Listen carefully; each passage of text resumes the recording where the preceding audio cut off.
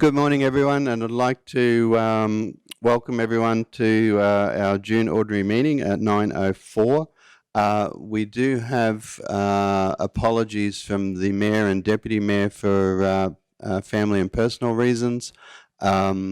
So in that case, the first order of business before we deal with those apologies, given both in absence, we will elect a chair from the floor for today's meeting. So can I call for a nomination for a chairperson for today's meeting, please, until the Mayor is able to arrive? So I'll nominate Councillor Potter. So Councillor Duff nominates Councillor Potter, seconded by Councillor Henshin. Any discussion? Councillor Potter, you obviously accept. I'm seeing you nodding. Is there any discussion? If no further discussion, can we put it to the vote, please? 5-0. Congratulations, Councillor Potter. Come on up.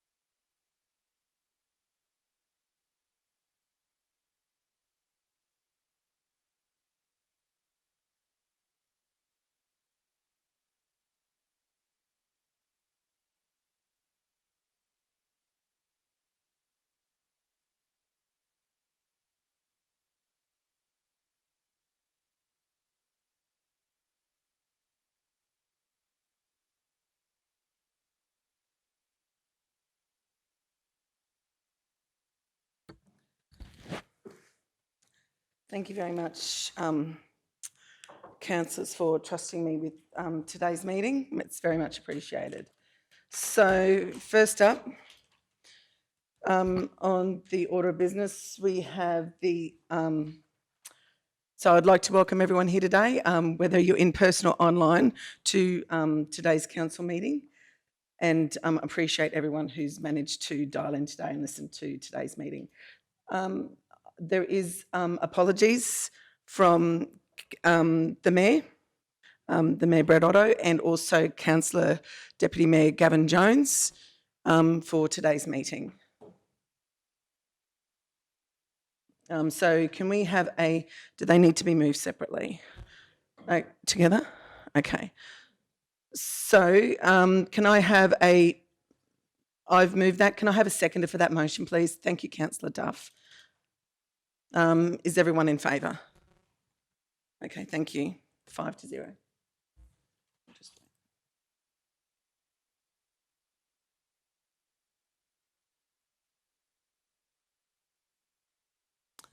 So what I might do now is, if that's all right with you, Councillor Duff, we've got prayers next on this. So I might call on Councillor Duff to do oh, actually, no, sorry. Andy, sorry, Pastor. Okay, we have Padre Andy Durkin to come up and do our prayers for today's council meeting. Thank you very much. Sorry. Getting excited. Well, I laugh because the last time I came, the meeting was at 8:30, and I didn't read the email, and so I rocked up at about 10 to 9, and I was late last time. So anyway, so thank you for letting me pray for you. I just wanted to read a verse out of Psalm 111, verse 10. It says, fear of the Lord is the foundation of true wisdom, and all who obey his commandments will grow in wisdom. Let me pray for you. Lord, I thank you so much for the calling on the lives of each one of these servants here this morning. And Father, I thank you for their willingness to serve this community. Father, we pray that you would encourage and strengthen them this morning. Father, we pray for those who can't be here and pray that you would meet their needs. Father, that they would know your peace. Father, I also want to pray that you would give wisdom to each one of these here this morning. Father, that they would make great decisions, that you would give them insight to know what would be best for this region. Father, I also pray that you would help them to work together in unity. Father, I pray that they would have grace when they disagree. Father, we pray that you would bless them as they faithfully serve the South Burnett. Father, I just thank you again for their willingness to be used by you to lead in our community. And Father, we pray your blessings on them this day. We pray this in Christ's name. Amen. Amen. And thank you very much, Pastor. And as much as we'd love you to stay, as the Mayor always says, we know how busy you guys are, so keep up the great work and thank you. Next up, I would like to call on Councillor Kathy Duff to do the recognition of traditional owners. Thank you.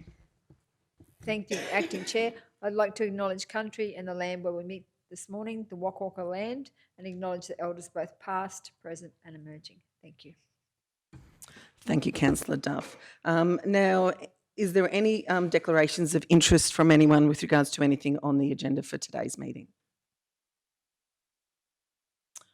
Looks like we're pretty good. So, as usual, if there's anything that comes up during the course of the meeting, please just speak up. Thank you very much. So we have some petitions. So item number 6, which is on page number 7, 6.1, which is the petition requesting drainage along the Ros Gregor Parkrun track. Mr. CEO, I might defer to you as to do we just accept the petition that's been forwarded? Yeah, thanks, Acting Chair. These ones are the procedural motions straight out of the standing orders, just to receive the petitions. There's generally no debate on them today. We'll go away, bring the reports back, and that's when Council can consider what action it wants to take next. Thank you very much. So can we have a mover to, thank you, Councillor Erkins, for so we're moving that the petition be received and referred to the Chief Executive Officer for consideration and a report be brought back to the council meeting. Moved by Councillor Erkins. Can we have a seconder for that motion? Councillor Henshin, thank you very much. All those in favour? 5-0. Thank you very much. So the next one is the next petition. So the officer's recommendation is that the petition be received and referred to the Chief Executive Officer for consideration and report back to a meeting of council. Can we have a mover for the next one? Councillor Erkins, thank you very much. Councillor Duff, thank you. Okay, all those in favour? 5-0, no one against. Thank you. Okay, beautiful. We're down now to item number 7, which is confirmation of the previous minutes. So item number 7.1 on page 26 of your agendas is that the officer's recommendation is that the minutes of the special council meeting held on 7th of June 2023 be received and the recommendations therein be adopted. Do we have a mover for this one? Councillor Duff. Do we have a seconder? Councillor Erkins, thank you very much. Is there all those in favour? 5-0, thank you very much. No one against. Moving right along, this is wonderful. So we've got the item number 7.2, page 32, is the minutes of the Corporate Risk and Audit Advisory Committee meeting held on the 23rd of May 2023, and we have the officer's recommendation that the minutes of the Corporate Risk and Audit Advisory Committee meeting held on the 23rd of May 2023 be received and the recommendations therein be adopted. Do we have a mover? Councillor Shoemaker, thank you, and Councillor Henshin seconded, thank you. Is there any, we're just going to, can we discuss that? Councillor Shoemaker. Thank you, Councillor Potter. I just wanted to acknowledge the team that have actually put an enormous amount of work into our Risk and Audit Advisory Committee meetings over this last, certainly 2 years. We've been on quite a journey of improvement, and I've really enjoyed for the last, quite a few of the last meetings I've actually chaired in place of the Mayor, who has been unable to attend. And I'd just like to recognise how much work has gone into providing those agendas up front, the work that our independent panel members are aligning them, making sure they're available to attend our meetings, and certainly the commitment by our senior leadership team. So it's amazing to actually have everybody at the table, our CEO and our general managers, with our team working on the risks and really reviewing those audits, challenging ourselves, really challenging the findings and better understanding our operation, always looking for opportunities to improve. So thank you, CEO Mark, thank you, GM Susan. I know both your teams do an enormous amount of work in providing those agendas for us, and I can say they're one of my favourite quarterly meetings, Risk and Audit Advisory Committee meetings, so thank you. Thank you, Councillor Shoemaker. And I do remember when you first got onto council how much you were actually looking forward to these meetings, and you've really taken that with gusto and just run with it. So thank you very much for all the work you've put into that one. So if there's no further discussion with regards to that, can we put that one to the vote? All those in favour of receiving? Thank you. No one against. Item number 7.3, minutes of the council meeting held on the 24th of May 2023, and the officer's recommendations that the minutes of the council meeting held on the 24th of May 2023 be received and the recommendations herein be adopted. Do we have a mover, Councillor Henshin? Do we have a seconder, Councillor Duff? Thank you very much. All those in favour? 5-0, no one against. Thank you very much.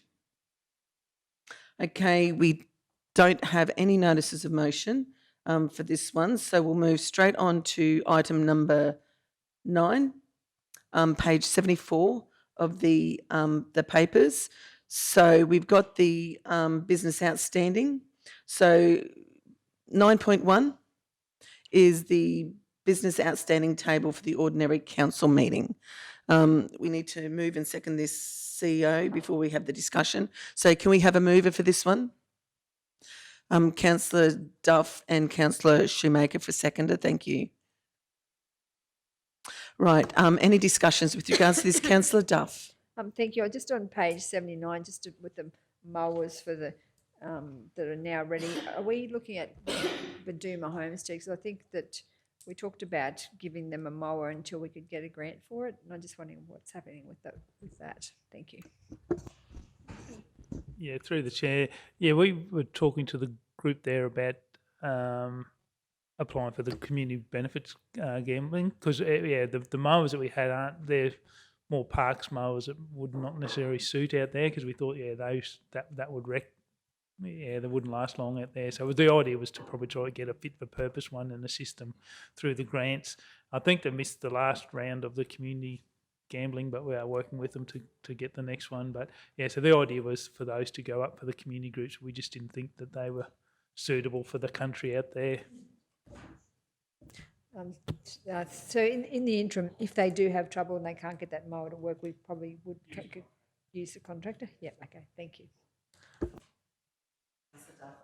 Thank you, Councillor Duff. Are there any other questions or comments with regards to Councillor Henshin? Thank you, Acting Chair. Yeah, look, fully appreciative of that, but has there been any progress on conversation with the committee in relation to the grants? Because we've persevered with them, and certainly under the weather conditions there will be no need or rush for a lawnmower under these conditions. So I would think we've got a little bit of time, although on the weather forecast, Ghost, I nearly fell off the chair last night when they suggested 50 to 100 million places in a week or two's time. So have we got an update on that? I'll hand over to the CEO, I think, for this one. Yeah, I'm just looking for it. We replied to our councillor RFI, sure. I was just looking. So grants officer contacted the committee. They had to supply some information.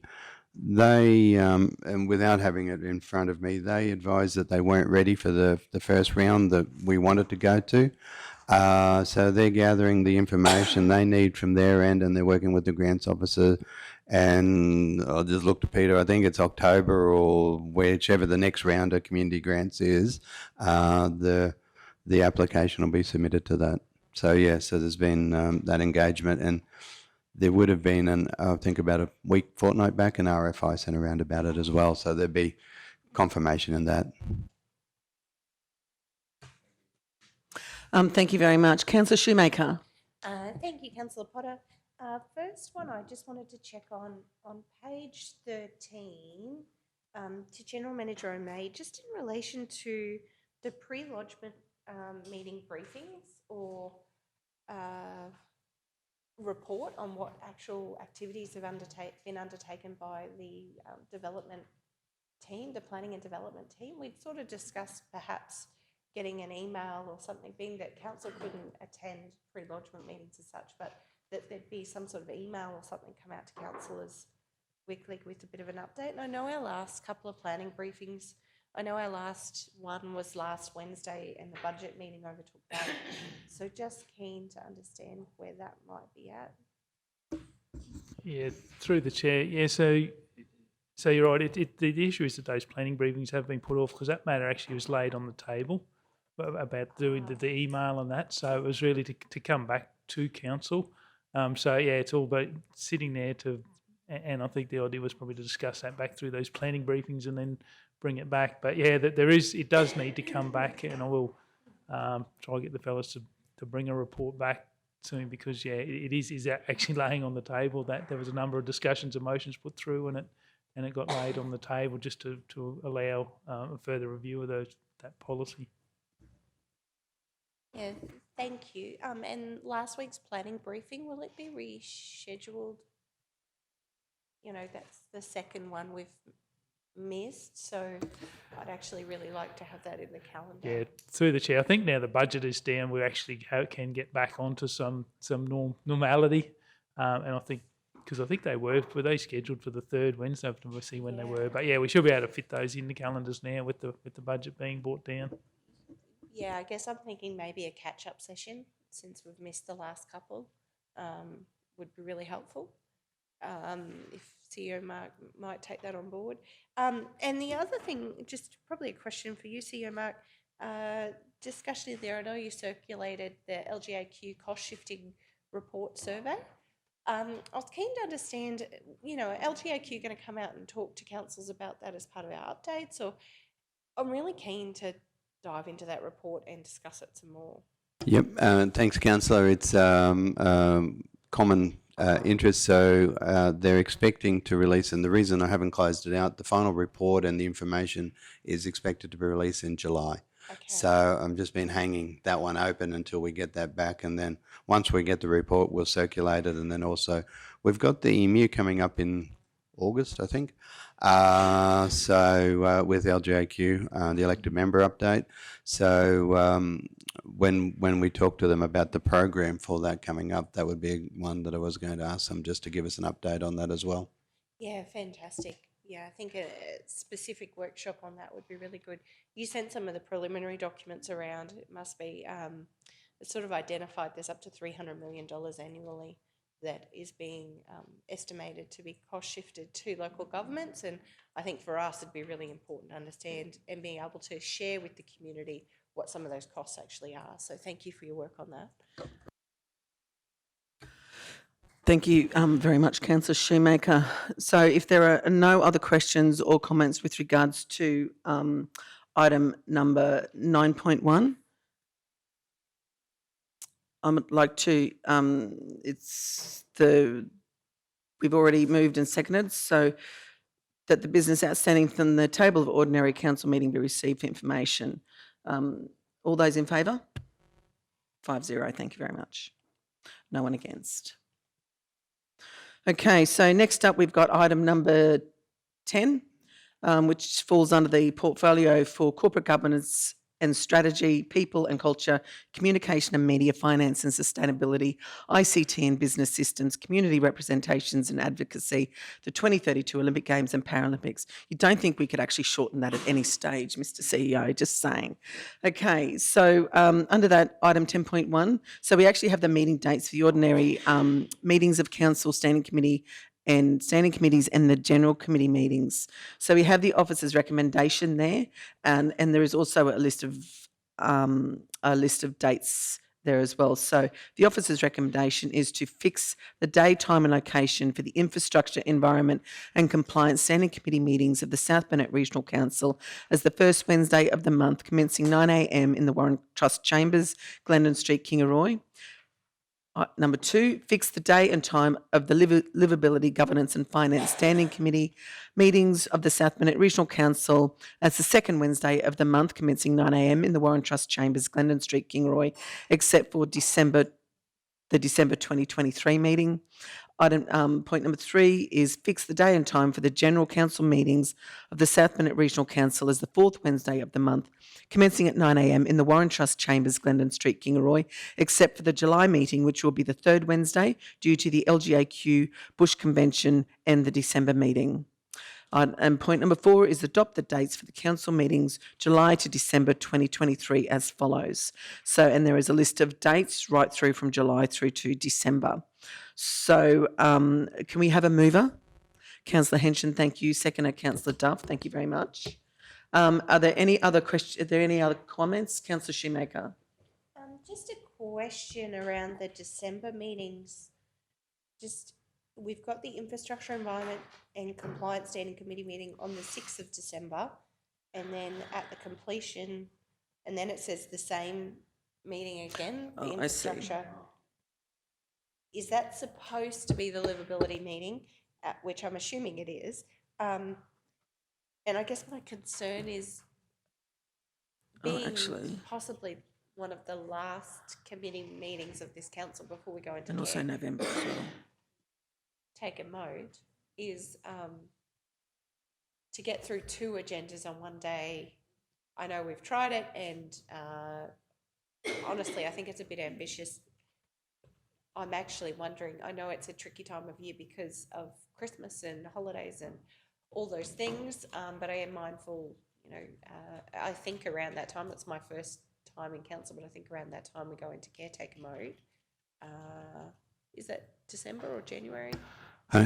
Caretaker, so first stage of caretaker, and that'll start to wear into life now, reviewing the caretaker guidelines and protocols this next 6 months. But first stage of caretaker, which limits any councillors in the public advertising, the page 4. So the slow burn starts in January, when the writs are issued which would be 16th of March now has been confirmed.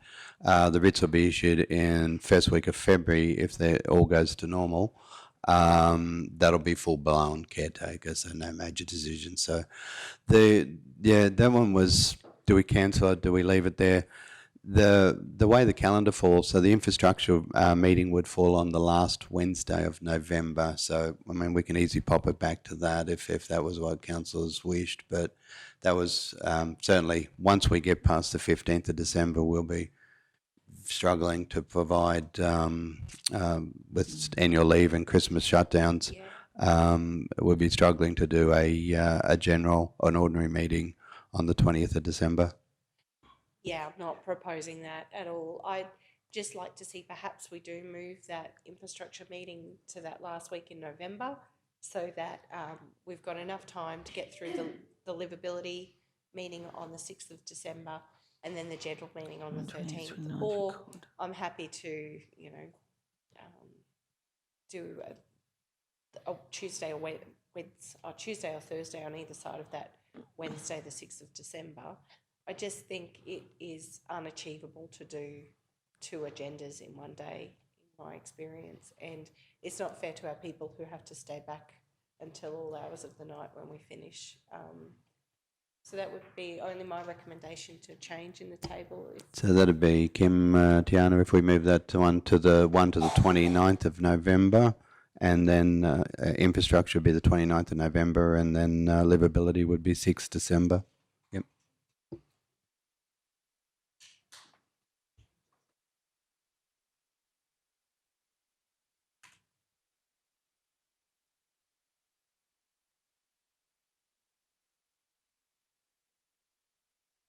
Thank you.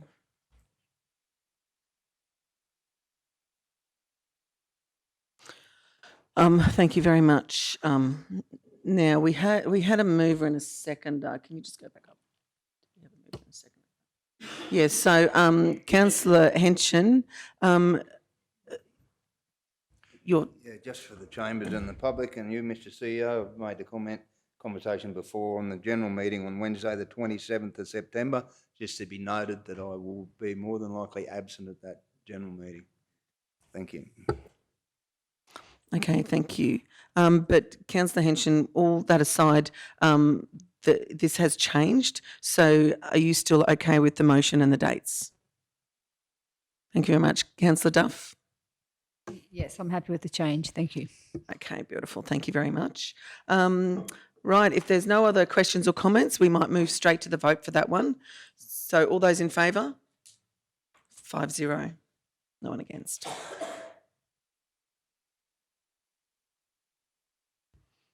Okay.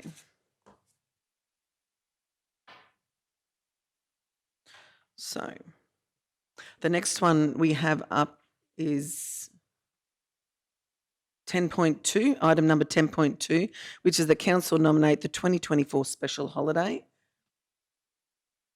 which is on page 112 of your agendas. So, and it's the officer's recommendation.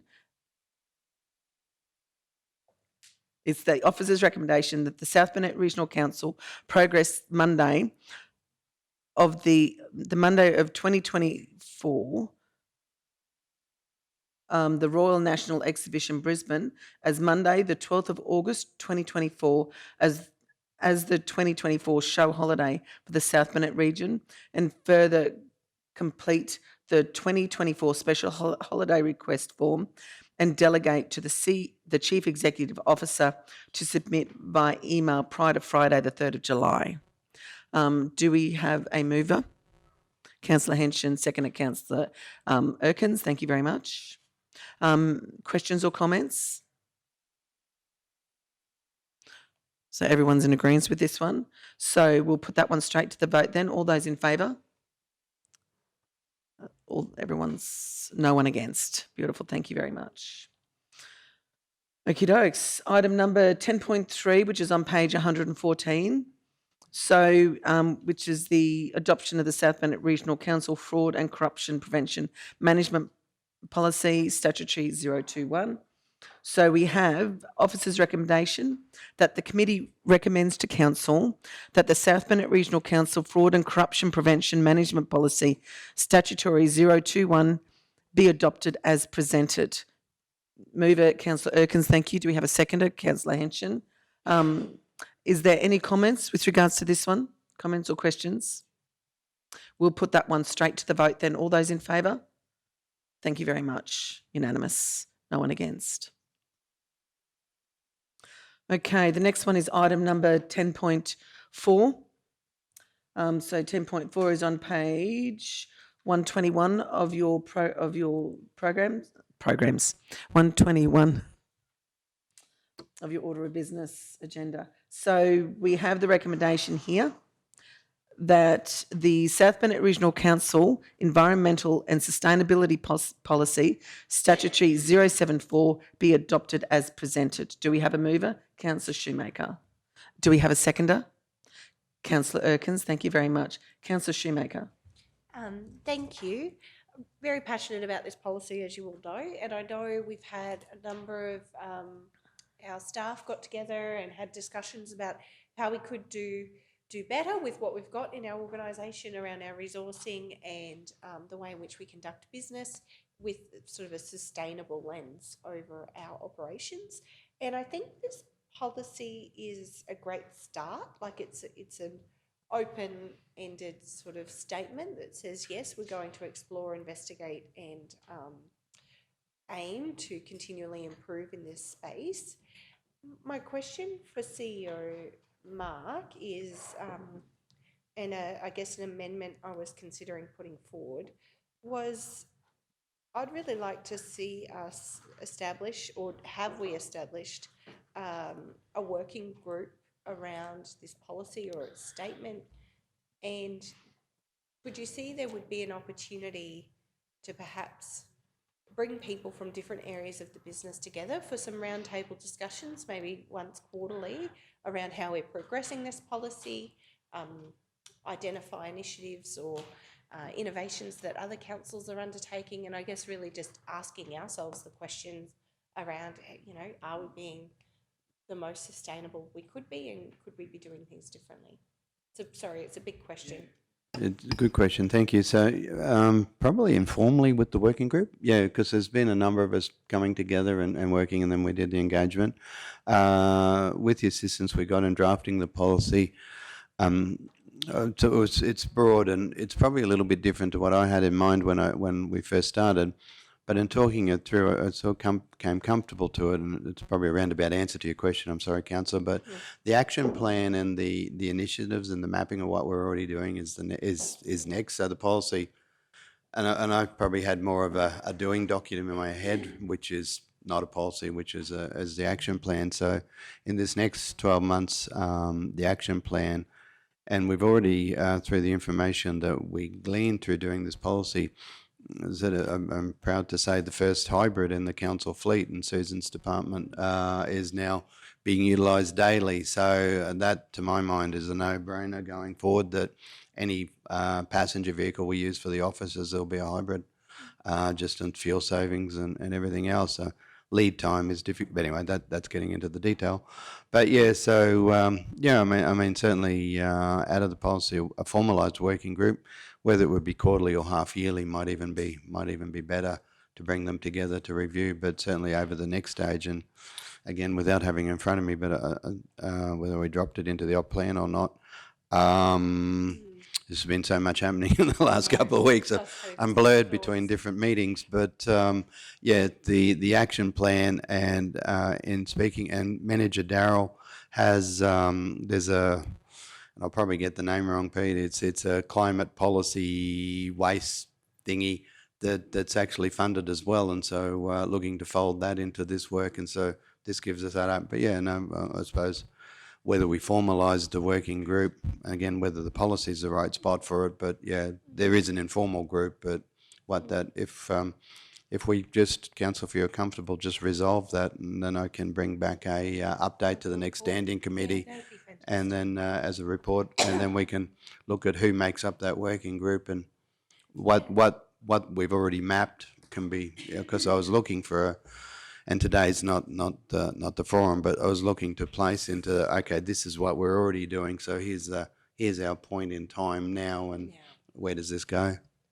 So yeah, so thank you. And sorry, I know my question was a bit roundabout, but I think if you could bring a report back, I think it would be good for our council to have a dedicated focus on this and bring people from across the business together, because there are many different areas of our operations where we can actually have a more, sustainably focused outcome for our region and for our organisation. And I know, just wanted to give Susan Mungle and her team from South Burnett Sustainable Futures a plug. They've been running some amazing sessions on a Sunday afternoon, and there's one again coming up about a plastic-free future that I'm going to try to attend, but certainly please follow there. I can see there may be an opportunity for our council. Certainly appreciate General Manager O'May presented at the one that I was at. There may be an opportunity for our council to collaborate with our community and do some really amazing work in this space.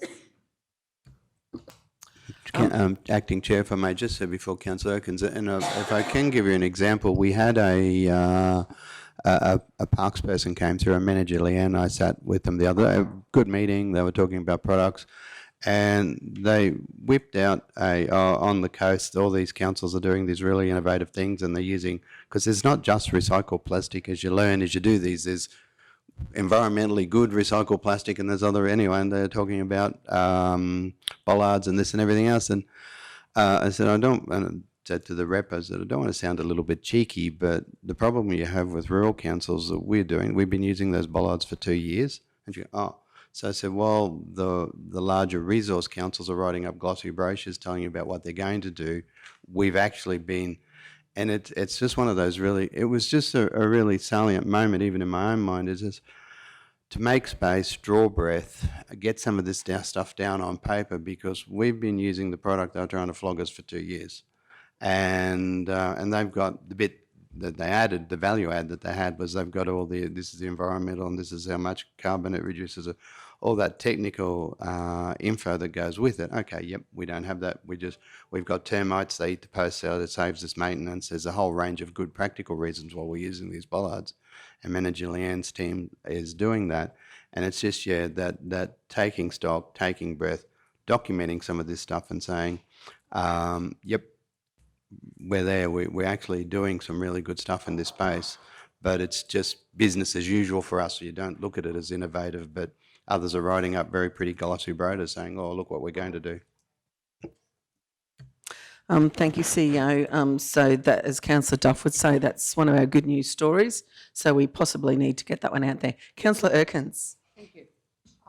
Just a little trivia. The Susan Mungall's group have actually put out a pledge to refuse single-use cups for the month of July. So if any councillors or any staff are interested in taking up that challenge to do away with single-use coffee cups during the month of July, it would be great to support them. Thank you very much, Councillor Erkins. So let me start this show by showing you my mug that I carry with me now. Mine's in the car.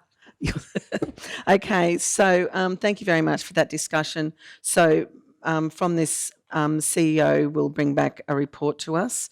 Does that need to be? Okay, so now we just need to move that the South Bennett Regional Council Environmental Sustainability Policy Statutory 074 be adopted as presented. It was moved by Councillor Shoemaker, seconded by Councillor Erkins. All those in favour? Great, 5-0. No one against. Wonderful. Okay, next is item number 10.5, which is on page 127, of the agenda. So it's the South Bennett, it's the adoption of the South Bennett Regional Council's internal audit policy, Statutory 019. And the motion, the officer's recommendation is that the South Bennett Regional Council internal audit policy, Statutory 019, be adopted as presented. Do we have a mover? Councillor Erkins, seconded by Councillor Shoemaker. Thank you very much. Any comments or discussions with regards to this policy? Councillor Shoemaker. Thank you, Councillor Potter, fully supportive of the policy. It was interesting just reading through some of that preliminary documents that CEO Mark shared around the cost shifting to local governments, that this is actually one area where councils are cutting back on their actual responsibilities to undertake an internal audit, and certainly what they're finding is that their financial statements aren't being prepared in time because of the impacts of the cost shifting on their operations. So it's amazing that our staff and our team, despite our financial challenges, still meet this commitment on time every year. So thank you so much for the work that you do. I know other local governments across the state are actually legitimately struggling in this area, and we should be very proud and very grateful for your efforts. So thank you very much. And the policy is excellent. Thank you, Councillor Shoemaker. Any other comments or questions? Okay, so it's moved by Councillor Erkins, seconded by Councillor Shoemaker, that the South Bennett Regional Council, can you bring that back up? That the South Bennett Regional Council internal audit policy, Statutory 091, be adopted as presented. All those in favour? 5-0. No one against. Thank you very much. Now we have item number 10.6, which is the adoption of the South Bennett Regional Council procurement policy, Statutory 007. So what I might do is just hand over to this. Oh, this matter's been laid on the table. So we actually need to move the motion that the matter be lifted from the table. Mover, Councillor Shoemaker, seconder, Councillor Erkins. Thank you very much. All those in favour? 5-0. Okay, so the matter is now back up for discussion. So we've got CEO. Yeah, Acting Chair, it was previously moved at the committee, and so you actually have a live resolution that was left lie on the table. So this one has to be dealt with first. So the officer's recommendation is actually tagged as the foreshadowed, so that's what we would have recommended. Okay. But the live resolution needs to be dealt with first. If the live resolution is voted up, the foreshadowed lapses. If the live resolution is defeated, well, then we'd just move to the officer's recommendation to be moved and through normal business. So this one was because when there's a live resolution, they have to be dealt with first. Okay. So, Mr. CEO, the live resolution is is that the committee recommendation? Yeah, the committee recommendation. So Councillor Duff, Councillor Shoemaker moved it at the committee April. And then it was held off budget, and so the procurement policy. We had the workshop on with Peak Services the other day, so we just wanted to get this and keep faith with getting it done before the end of the financial year. So really now in council's hands. Okay, so there is a committee recommendation here that was moved by Councillor Duff, seconded by Councillor Shoemaker. That's the one we're moving now, Mr. CEO. So we go straight to debate for this one now. Councillor Duff.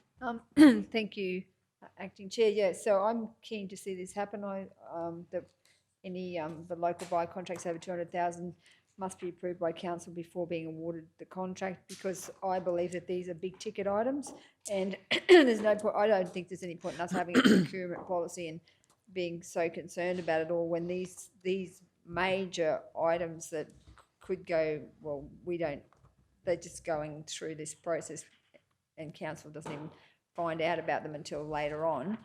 Why they wouldn't be included in the procurement policy is what my concern is. And I know that General Manager Meehan said it was going to hold the processes up. But when you're talking about big ticket items like amounts over 200,000, I thought they were the ones that council would probably want to know about and have skin in the game more so than the smaller ones. So, and we meet every Wednesday, but we've got the committee meetings, and to hold it up, to me it seems like it would take a while to get those contracts in order in any case, let alone us holding them up, because we're meeting every week. So I can't imagine that we would be holding them up too much. And even if we had a special meeting, if you're going to award, say, to Red Frost, like a $1 million contract, I think councillors need to be right across all that. So that's why I raised it, and I think it needs to be included in the procurement policy.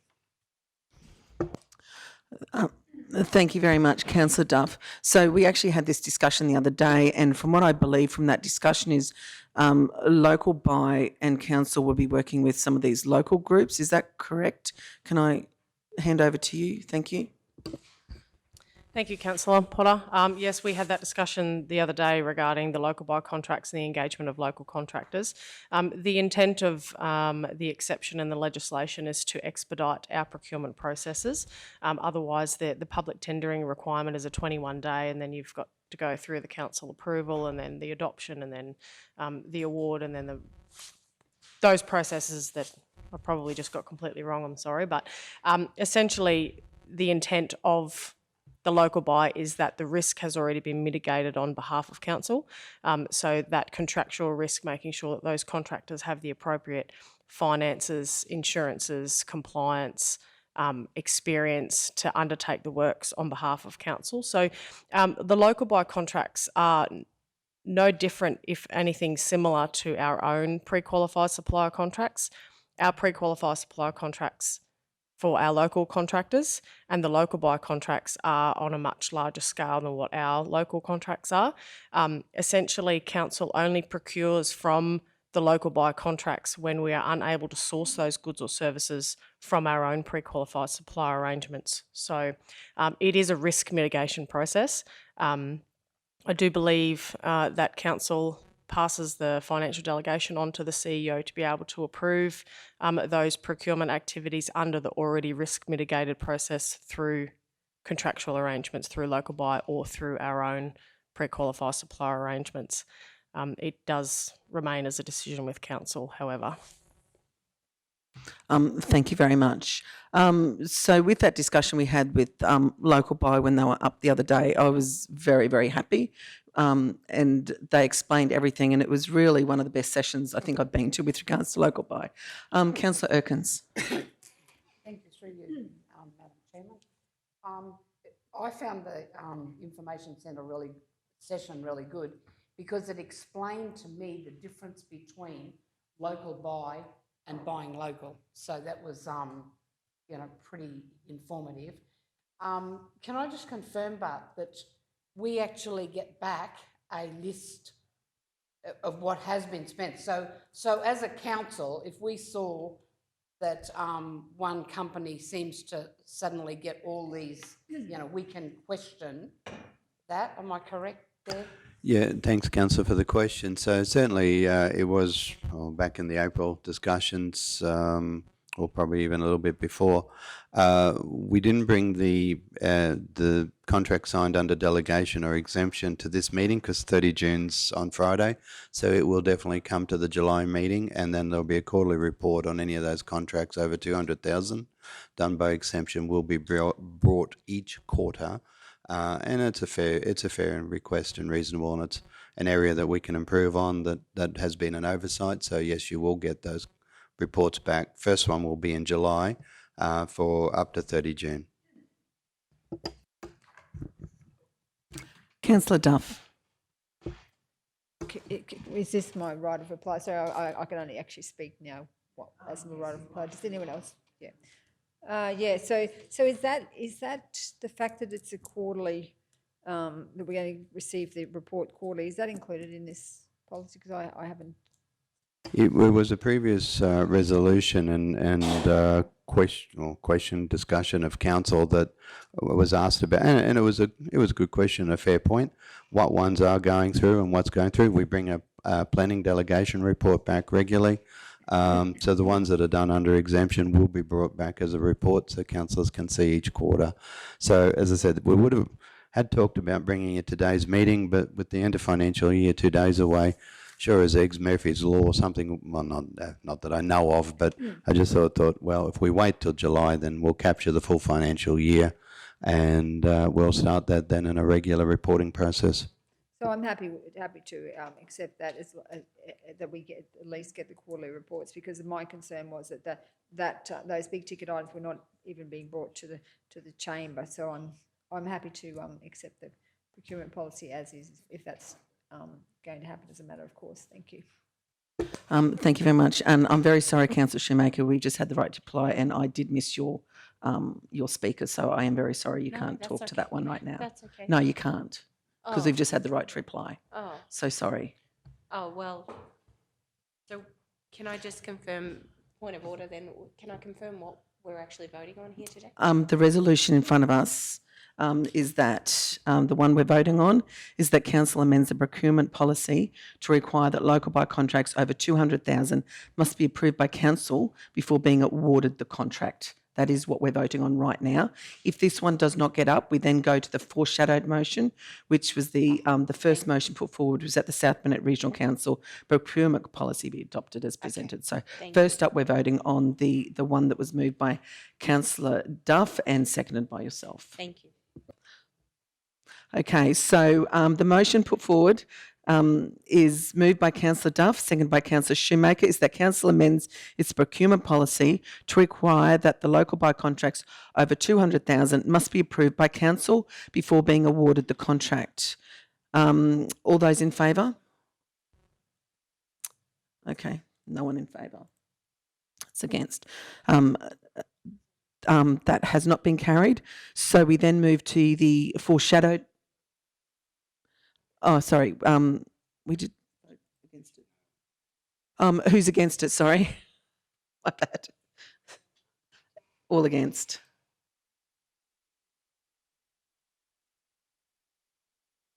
I'll just wait here for a bit.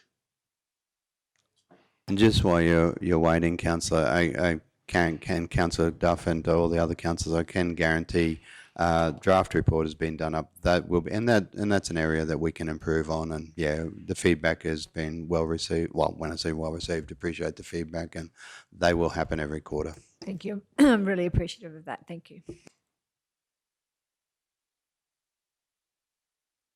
Yep. Okay, so we're moving on now to the foreshadowed motion, which is actually the first motion that was put up. So the motion is that the South Burnett Regional Council Procurement Policy Statutory 007 be adopted as presented. Do we have a mover? Councillor Duff, seconded Councillor Shoemaker. Thank you very much. Councillor Shoemaker, you want to speak? Yes, so I did go over the policy. I just want to check, because I have reviewed the register online. There are some very large purchases in there that we have made over the year. I'd like to better understand from a contractual point of view how you actually assess those contracts and make that decision. So when you award a contract over $200,000, who assesses it and how do you decide that you're going to award that contract? Through you, Madam Chair. So I'll just use the example of ours. We'll have a selection criteria which is put up front. We don't give the percentages obviously to the contractor, but there is a breakup of that. There is a panel then put together for the assessment of that, which will be a manager of that group, and it will be either some technical resources as well, along with assistance from the procurement team. So when you're looking at that sort of value, I'll use a water and wastewater one, for example. One went through Tim's group the other day. I think there was Tim, Adam and Steve themselves. Then that gets recommended to me before it goes to Mark, and then it's authorised by Mark, and we check. We're given the selection criteria, how it's been scored, and it's done through a predisposition of assessment. So how do you decide who you ask or approach for that selection criteria?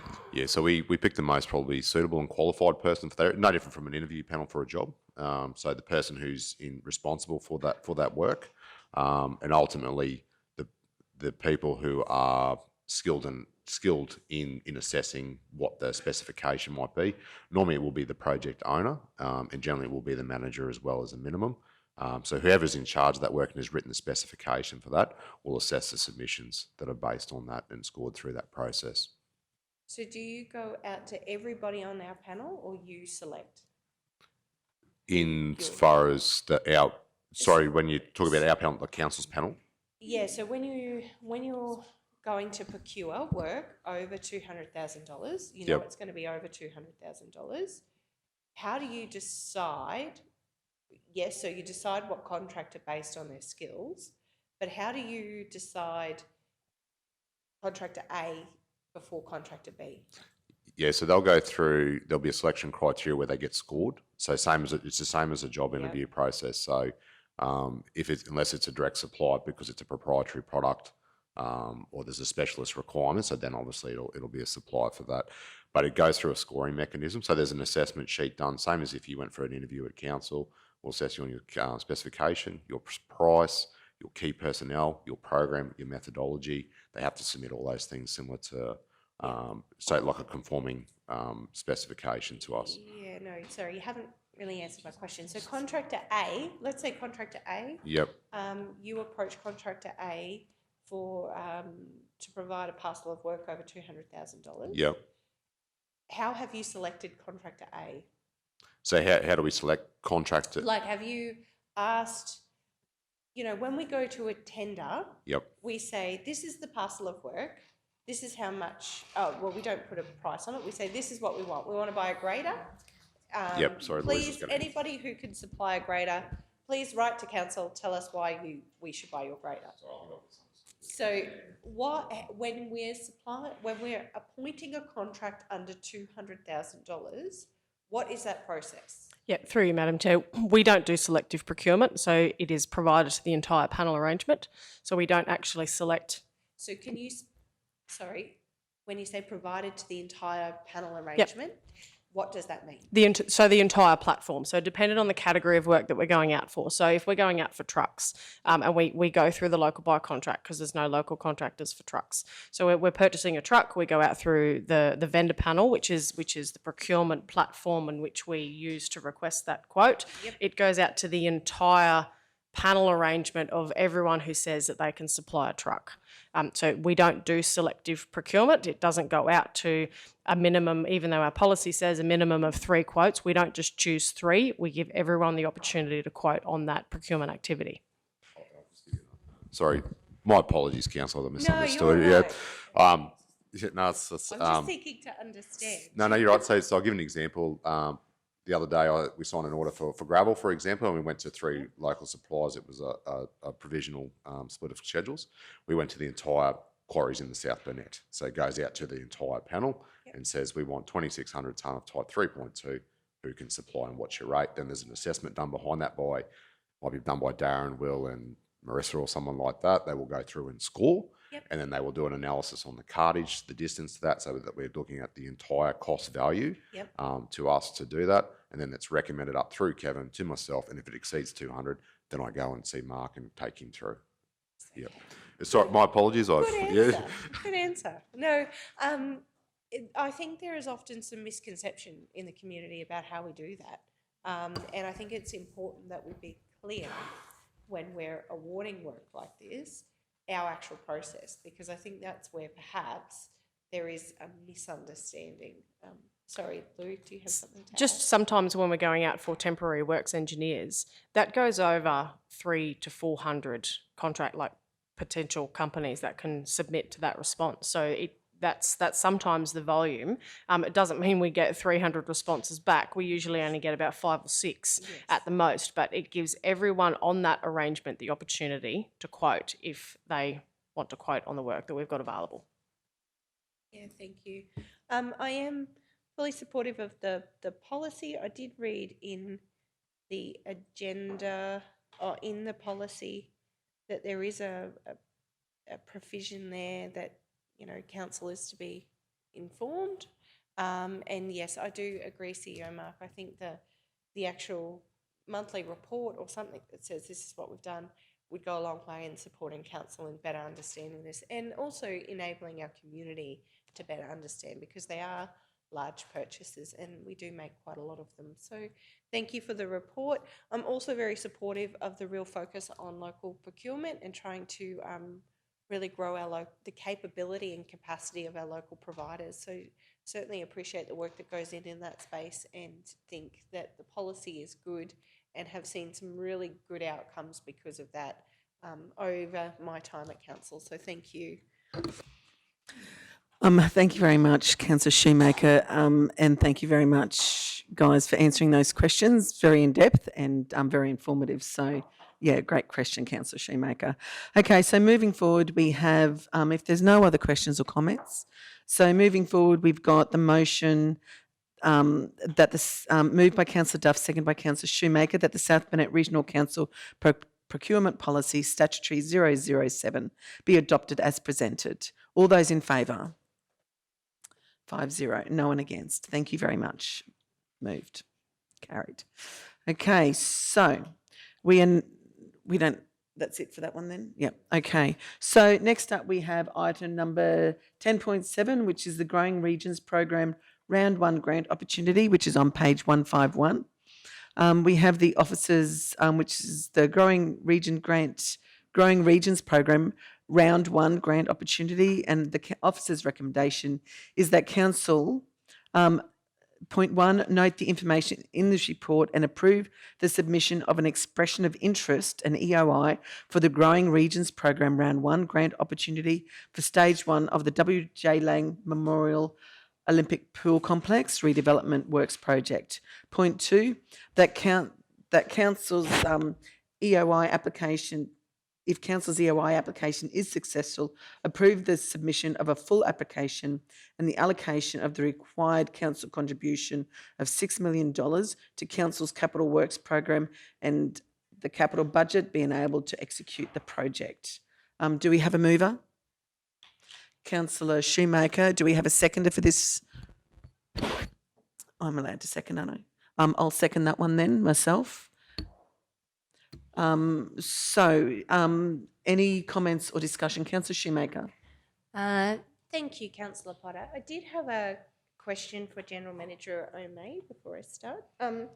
In terms of the report states that the funding ask is for the proposed project works, which include a new indoor warm water pool, a kiosk, amenities, first aid room, children water splash play area, and relining of the existing 50-metre pool. Now, I wanted to confirm, we know, it's very commonly known that the Kingaroy swimming pool is leaking at an astronomical rate. It was my understanding through the budget discussions, and I just wanted to confirm that the water usage, the extra water usage from Kingaroy Pool was costing us on average around $60,000 a year. Is that correct? Yeah, through the chair, yeah, no, there's quite a substantial cost for that leak, and we've had divers and tracking it back, but yeah, it just continues to leak. And I wanted to confirm, we have actually been saving for the Kingaroy swimming pool redevelopment or fix this problem for an extended period of time, and I wanted to confirm how much we've actually put aside. Yeah, through the chair. Yeah. So we've basically got the $2 million. I think it's 1.95 million that's been put aside in reserves, and I suppose that the rationale behind the report was to use that $2 million. As this is a 50-50 funding grant, so whatever projects we put up, council is going to need to put 50% in. So at least that could go towards it. But obviously, for $12 million, you will be looking to find additional funding to match the federal funding as well. Yep, and in terms of the Kingaroy swimming pool, its actual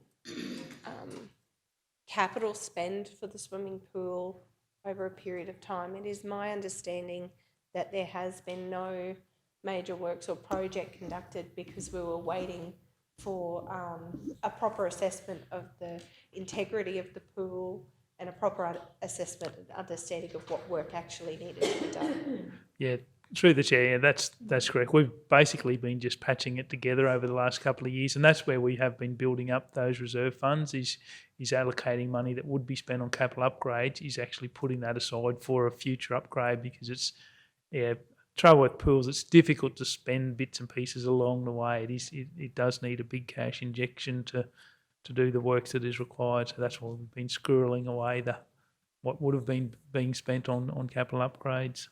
And my last question for you, sorry GMO mate, there's just been so much discussion about this over the last couple of years, so I just want to make sure I've got it right. The current Learn to Swim pool, which would be replaced by the new indoor warm water pool if we were successful in this grant. The current Learn to Swim pool, it was my understanding that there were significant faults or deficiencies with that pool that had been identified, and that at the moment it doesn't actually meet the needs of the community.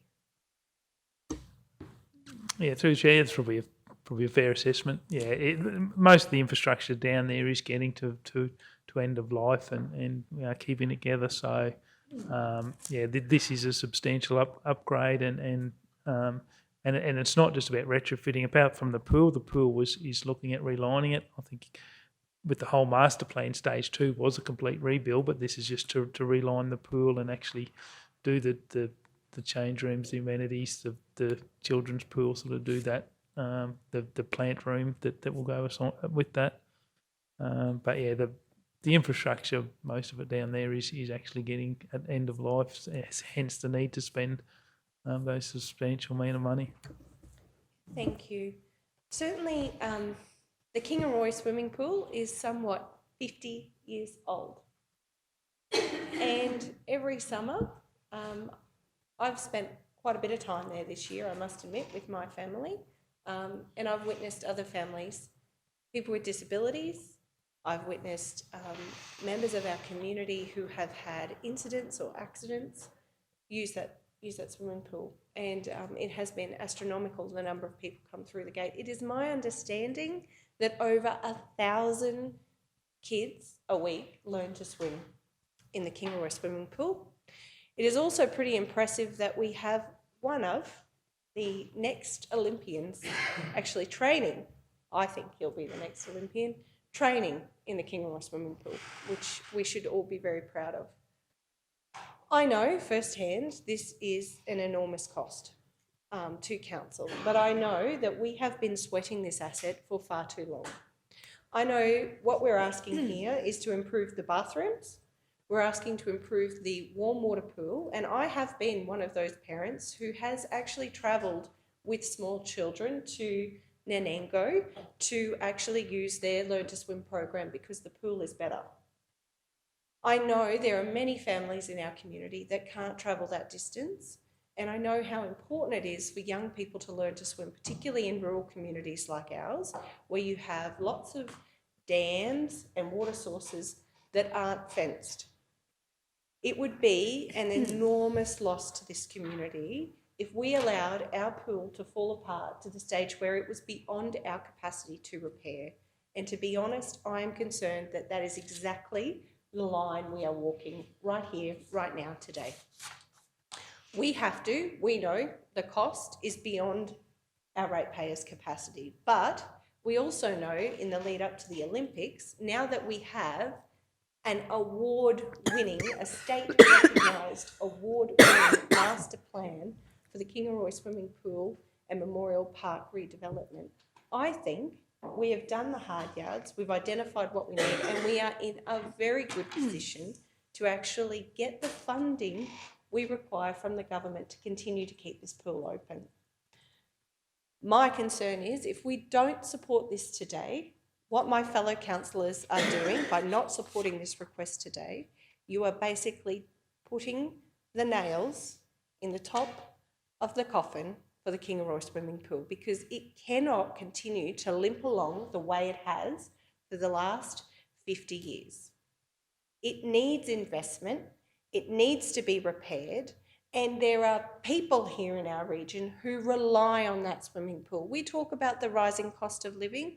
Well, I can assure you that the families that I saw there over the Christmas period, over January, February, they could not afford to get in their cars and drive to the beach to take their kids for a swim. They need those gates to that pool open.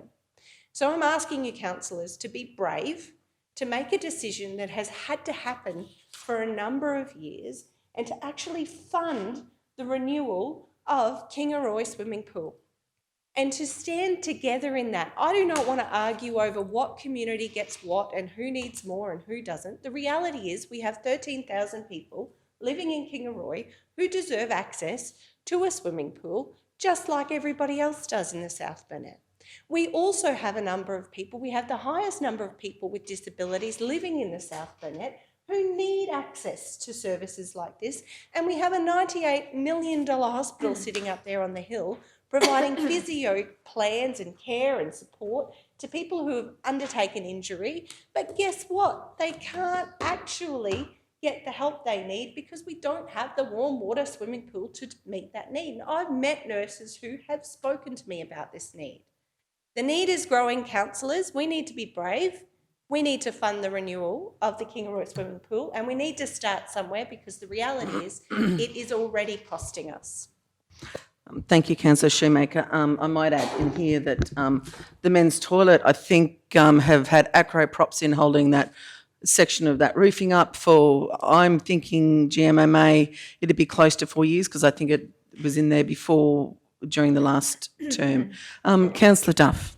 Thank you, Acting Chair. Yeah, I 100% support the funding of the Kingaroy Swimming Pool. I've argued, I think that that's core business. I believe that the Learn to Swim programs, that, as Councillor Shoemaker suggested, all of these things need to happen. I'm 100% supporting keeping Kingaroy having a pool. It would be an absolute backward step if we lost the Kingaroy pool. Wanting to absolutely support this. Just keen to know, so if we're going to go ahead with this and we've got to come up with the 6 million, is that over 3 years or is that over the 2 million? Is that going to, that you've got in reserves, is that going to cover us off for the first year, and then is it 2 million each year, or do we need the 6 million up front? Just wondering how we're going to fund it, because I 100% agree. There's no way that under my watch that I will support closing the Kingaroy swimming pool.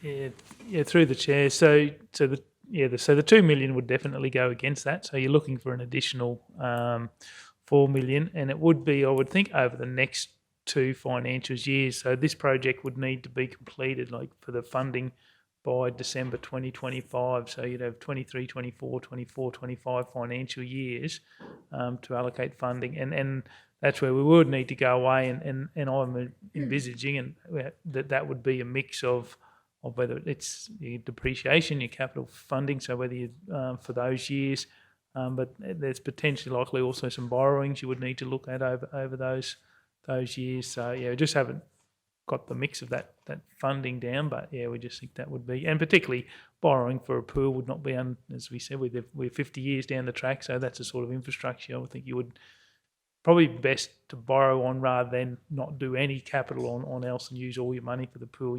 So yeah, I'm assuming there'll be a mix. Thank you. Yep. Thank you, Councillor Duff. Councillor Erkins? Thank you. While I admire the passion that Councillor Shoemaker has spoken with the need for an upgrade to the pool, I was actually under the impression that we were going for tenders, or we had discussed already lining the pool. That's happening? Yeah. So the pool is not at this stage at risk because we are looking at doing that.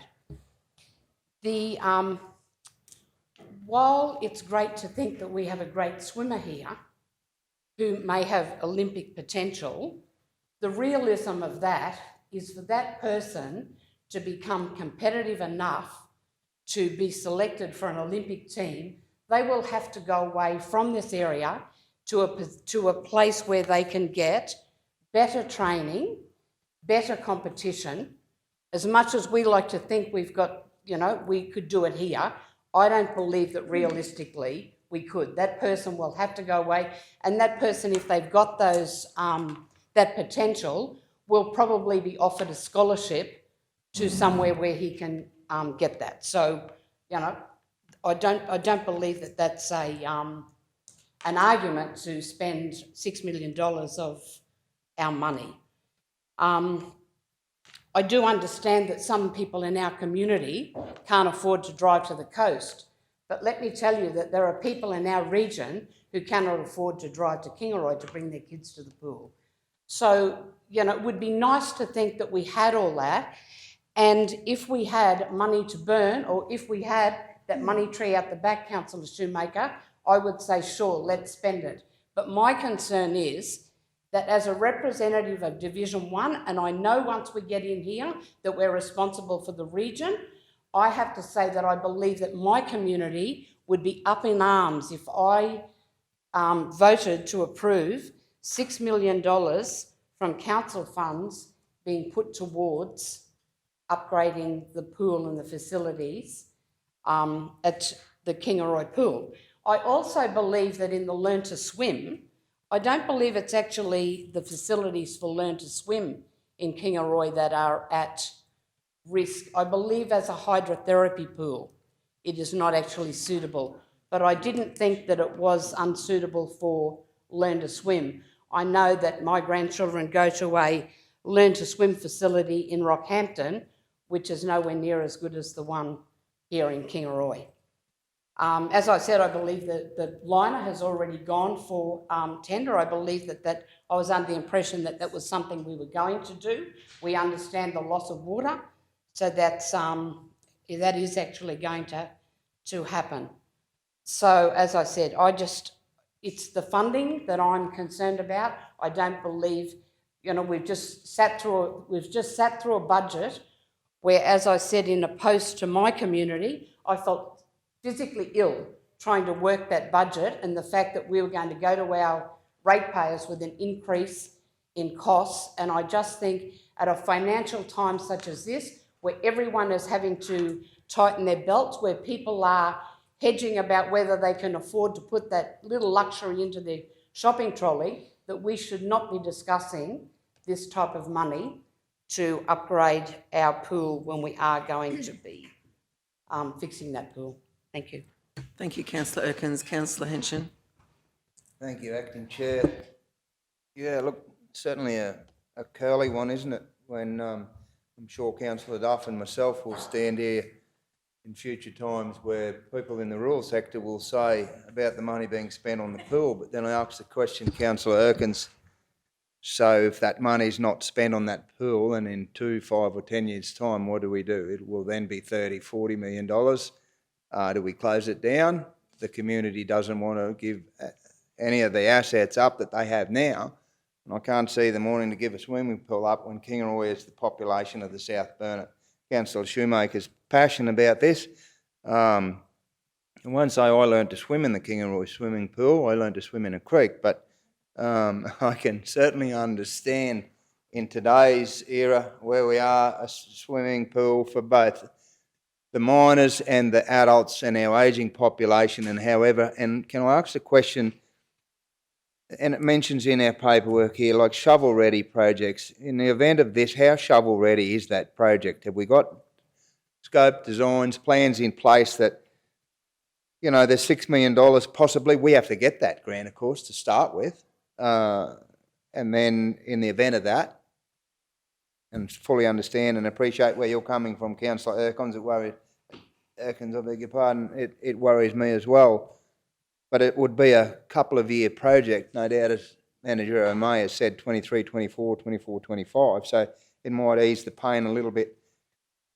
My concern there is in that time frame, what cost escalation could we expect, if there's any, as we've seen what's happened in the previous 2 years with commodity prices and the ability to be able to deliver that project. Councillor Erkins, you touched on the liner there, which is a necessity, the amount of water that was being lost, and the cost to run that facility was exorbitant.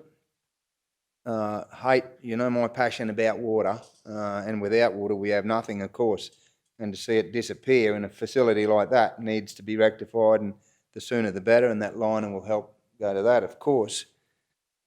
Look, yeah, curly one, it's a stepping stone. You've heard me say in this chamber before, do it once and do it well. One of those things that will get smashed on. I know when the development Memorial Park came out, and you realise I haven't been fully supportive of that with some designs within that concept plan. And I still stand by that in relation to the water that goes down there. I sat there the other day and thought what a wonderful park it is, but no matter how much money you spend on it, we still won't have any green grass there because we haven't got the water to make it green. That being said, maybe that'll change in time to come. So we have to deal with what is put in front of us on a day-to-day basis. And Councillor Erkins, you talk about the budget, that's a process that you've experienced, and it's tough, isn't it? It's seriously tough, and I don't know where the reward is out of it because we get smashed either way we go.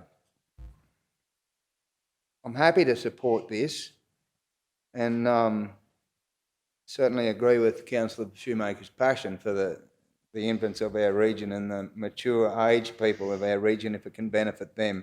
We're chasing people away. So if this is something that keeps them here and our health and well-being of our community, so be it. Thank you, Councillor Henshin. So what I might do now is I've got to just zip out the back for a second, but I will hand over to Councillor Shoemaker for a right to reply. But in my absence, I will hand over to CEO to chair.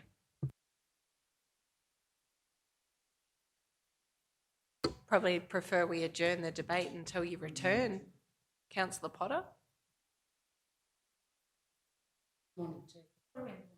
Yeah, can we, I'd like to move a motion that we adjourn for morning tea, if you have to zip out the back. And that, yeah, we resume the debate when Councillor Potter's available.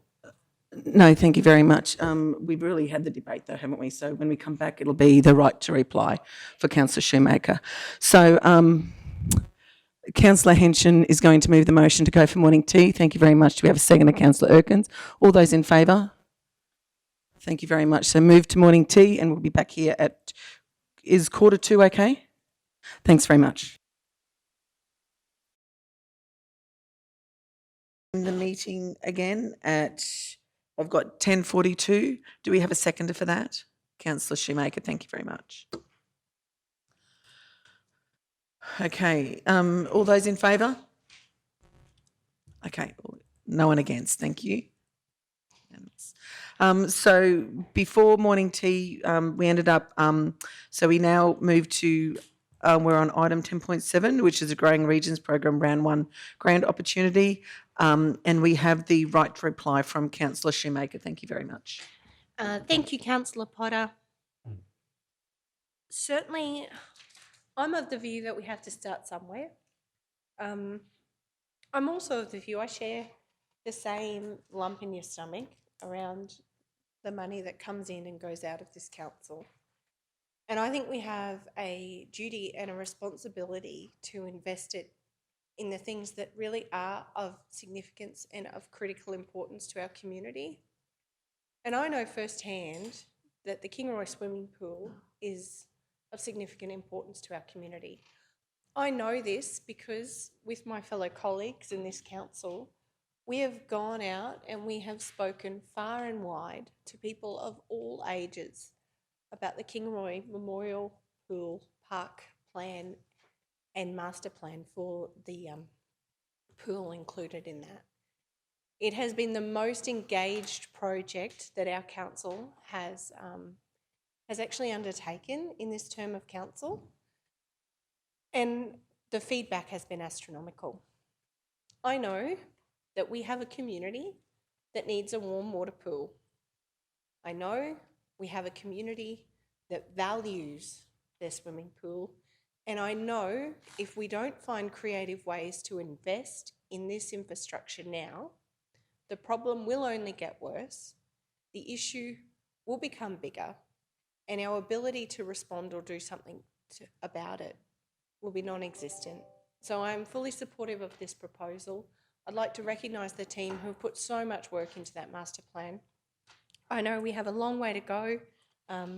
However, we've made a commitment as a council to improve the livability of our region. We also know we have some significant chronic illnesses, significant rates of obesity, significant mental health challenges, and infrastructure like this absolutely makes a difference on the ground for our local community. So I'm fully supportive of the recommendation, and I have my fingers and toes crossed that we might actually get a Guernsey. Thank you very much, Councillor Shoemaker. So we have the motion put in front of us now, which is moved by Councillor Shoemaker, seconded by myself, that the council note the information in this report and approve the submission of an expression of interest, an EOI, for the Growing Regions Programmed Round 1 grant opportunity for Stage 1 of the W.J. Lang Memorial Olympic Pool Complex Redevelopment Works Project. Point 2, if Council's EOI application is successful, approve the submission of a full application and the allocation of the required council contribution of $6 million in Council's Capital Works program and capital budget to enable execution of the project. All those in favour? We have Councillor Henshin, Councillor Shoemaker, Councillor Duff and myself. Those against? Councillor Erkins.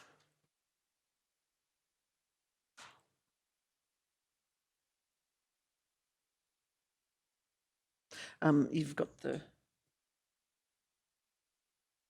Yeah. Okay, thank you very much. We are now on to item 10.8, which is the monthly financial information available on page 156 of the agenda. So we have the officer's recommendation that the monthly financial report, including capital works and works for Queensland, as of the 31st of May, be received and noted. Do we have a mover? Councillor Duff, second Councillor Henshin. Thank you very much. Okay, any comments or questions with regards to this report in front of us now? Councillor Shoemaker. Just seeking just an overview, being that we're 92% of the year complete, and looking at the original budget in the amended budget and then the 2023, just wanting to confirm how it looks will land at the end of the year. For General Manager, maybe Susan. Thank you, through you, Madam Chair. Yes, the estimate, we were looking at landing, taking into consideration our landfills, and that was, I think, 4 mil, or it could, depending on the formula, was 6 deficit. But we still, that's based on the assumptions that was presented at the Budget Committee meeting last week, Councillor. I'm sorry. That's the impact of, because I understand the FAGs has been confirmed, and sorry, I think our heads are tired after so many numbers, but the FAGs contribution, the 100% has been confirmed, and yeah, the landfill provisioning is still question mark. Yeah, no, the landfill provision will land at about 1.5 million, and if supporting GM Jarvis, the estimated position at the budget meeting last week was about that 6.4, 6.3. Of the increases from the half-yearly review, there was about 350,000 that looked like it was going to be the actual only, if I can be very, very basic, real money. But we are still going through works to see if some of that actually wasn't some of the flood co-contribution that ended up in the operational works maintenance area. There was a small overrun in waste of about 50,000. So that was that. The rest of it was made up of increased depreciation for the financial year. Go figure how that works. And then the adjustments to the financial assistance grant. Now the financial assistance grants has come in at 100%. Given everything else is equal, we will fall around that $3 million for the end of the financial year deficit. So the FAGs is being confirmed. It gets paid today. 28th, yeah. So it'll be transferred from the Commonwealth today, we believe. So we've been confirmed at the 7.1, so that was on the budget amount that we were targeted for, and so yeah, so we'll come in around that 3 million deficit. So yeah, the landfill provisions have been absorbed with the prepayment of the FAGs, and as I think I said last week, and probably in private conversations as well, I'm talking to several of my peers. The only way we can figure to go forward now is just budget 100% for it every year until somebody does something different. So, because it's totally out of our control and at the Commonwealth State Grants Commission level. But yeah, so the end number, it's still being finalised, some of the real numbers, but yeah, the landfill provision, I'm repeating myself, the FAGs, increase in depreciation. There's a $200,000 grant sitting in there that they won't allow us to look at in the year that it's on, so it impacts the end of year statement position, but it's a timing issue rather than real money, and so yeah, so long answer short, we'll probably go from 6.4 down to about 3 million. And just in relation, last time we met with the Community Livability Standing Committee, you were talking about the discussions that you're having in relation to the waste levy remittance and how we'd manage that overrun. And yeah, I was just keen on any update on that. Okay, thank you. Yeah, and Manager Darrell, and acknowledge he's in the room, and Pete, General Manager May. We've had a really productive conversation with LGAQ and followed up through a range of mechanisms. It's probably just a little bit tricky to go into the detail, but suffice to say, given the delicacies of the waste levy, suffice to say that the increased payments for the waste levy, we have to send some correspondence off to the department, but we don't believe it will have a material impact on this year's budget from the advice we've received back. So that's been negated, but again, I'm just conscious of there's letters being exchanged and there's conversations going on. But certainly with the support of the LGAQ at this moment, and we're not the only council having this issue, so there's discussions about timing of grant payments and a whole raft of different things. The end result will be that we don't believe it will materially impact the end of year results. Thank you. Any further questions or comments with regards to the financial information? Yes, GM Jarvis. Thank you. Through you, Madam Chair. Thank you, Mr. CEO. My mind was just not back there. I've moved on since then. Sorry, Councillor. I just want to draw Council's attention just to a couple of features there in the financial report, just to give recognition to the finance staff that a lot of times are working in the background and they don't get the recognition I believe that they deserve, and they turn up every day and they plod along and they do what's required of them and in even more. And with this hard work there, especially in our recovery, our debt recovery there, our key players there, Nikita and Katie and Margie, they're pursuing our bad debt. And I just draw your attention there to page 13 of the financial report, to our R&R, property and rating. It's one of the lowest amounts outstanding for years and years there. And when we take that 414,000 developer contribution out of there, it really, the outstanding rates, the outstanding debt comes down to only about $39,000, which is absolutely amazing.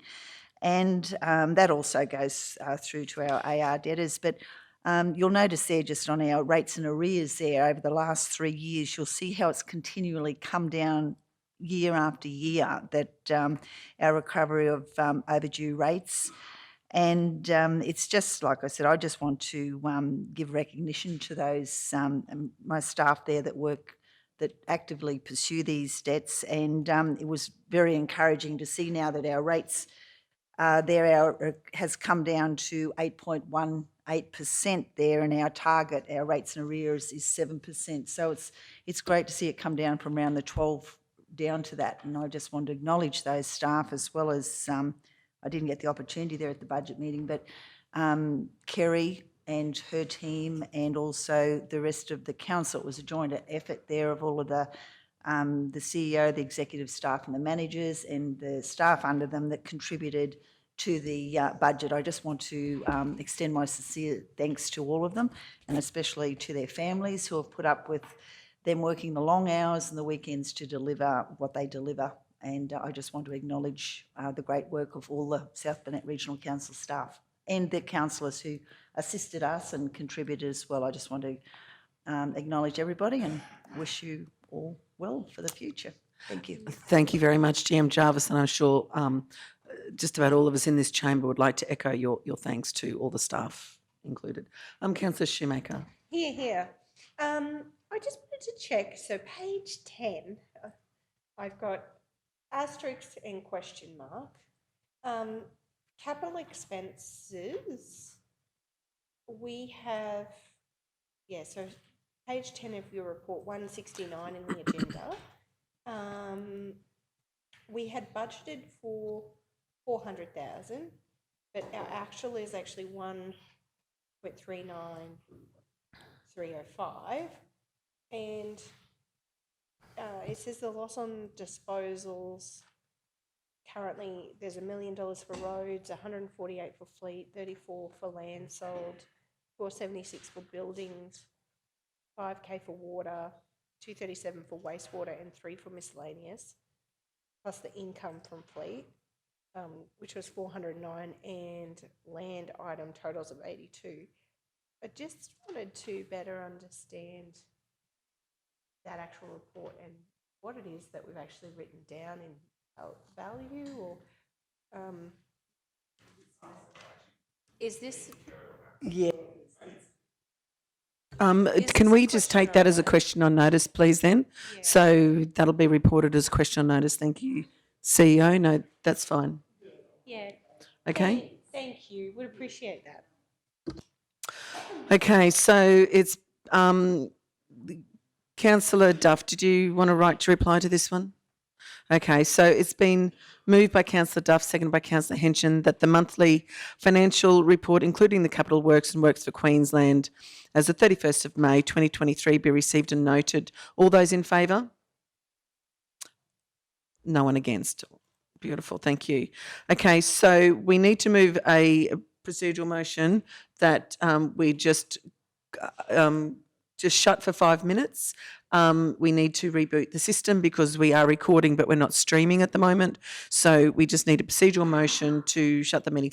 Thank you, Councillor Duff. Second by Councillor Henson. All those in favour? Unanimous. Thank you very much. Thank you, Councillor Henson, that the meeting is open. Do I have a seconder? Councillor Shoemaker. Thank you. All those in favour? Unanimous. Thank you. So what we might do now is move on to item number 11, which is the portfolio for infrastructure planning works, construction and maintenance, wastewater plant and fleet. So we have item number 11.11, which is 11.1, sorry, which is on page number 198 of your agendas.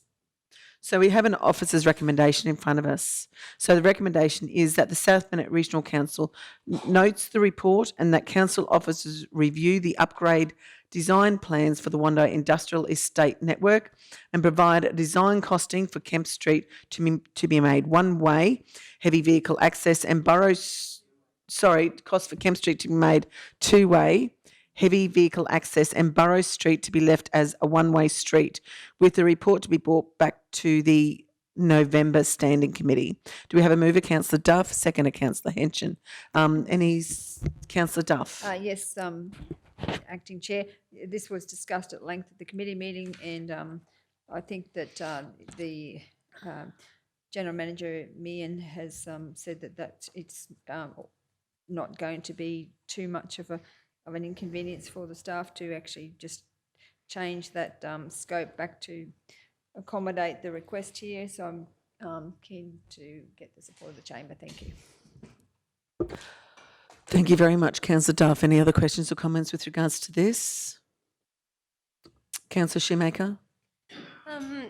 Yes, by all means, happy to reassess the work, the evaluation that we've done on the industrial estate, and try to understand if there is, a way in which we can use that information that we've got to help decide if there are opportunities to go to two-way access for Kemp Street. But I am, and I did express at the meeting, and I'll continue to, I'm happy to support this, but I am concerned that by doing this, it's taking us off of other works that we've actually got in queue, and I'm still not sure we can really afford to or to commit works of this nature in the industrial estate.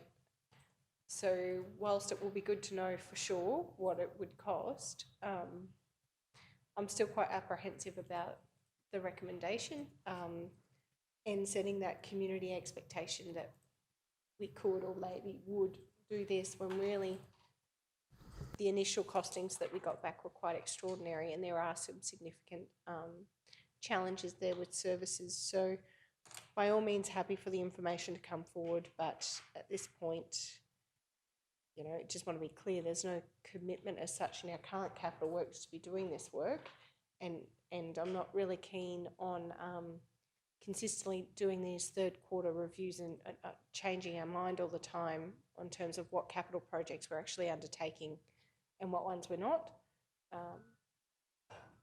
So by all means, I've listened to my colleagues.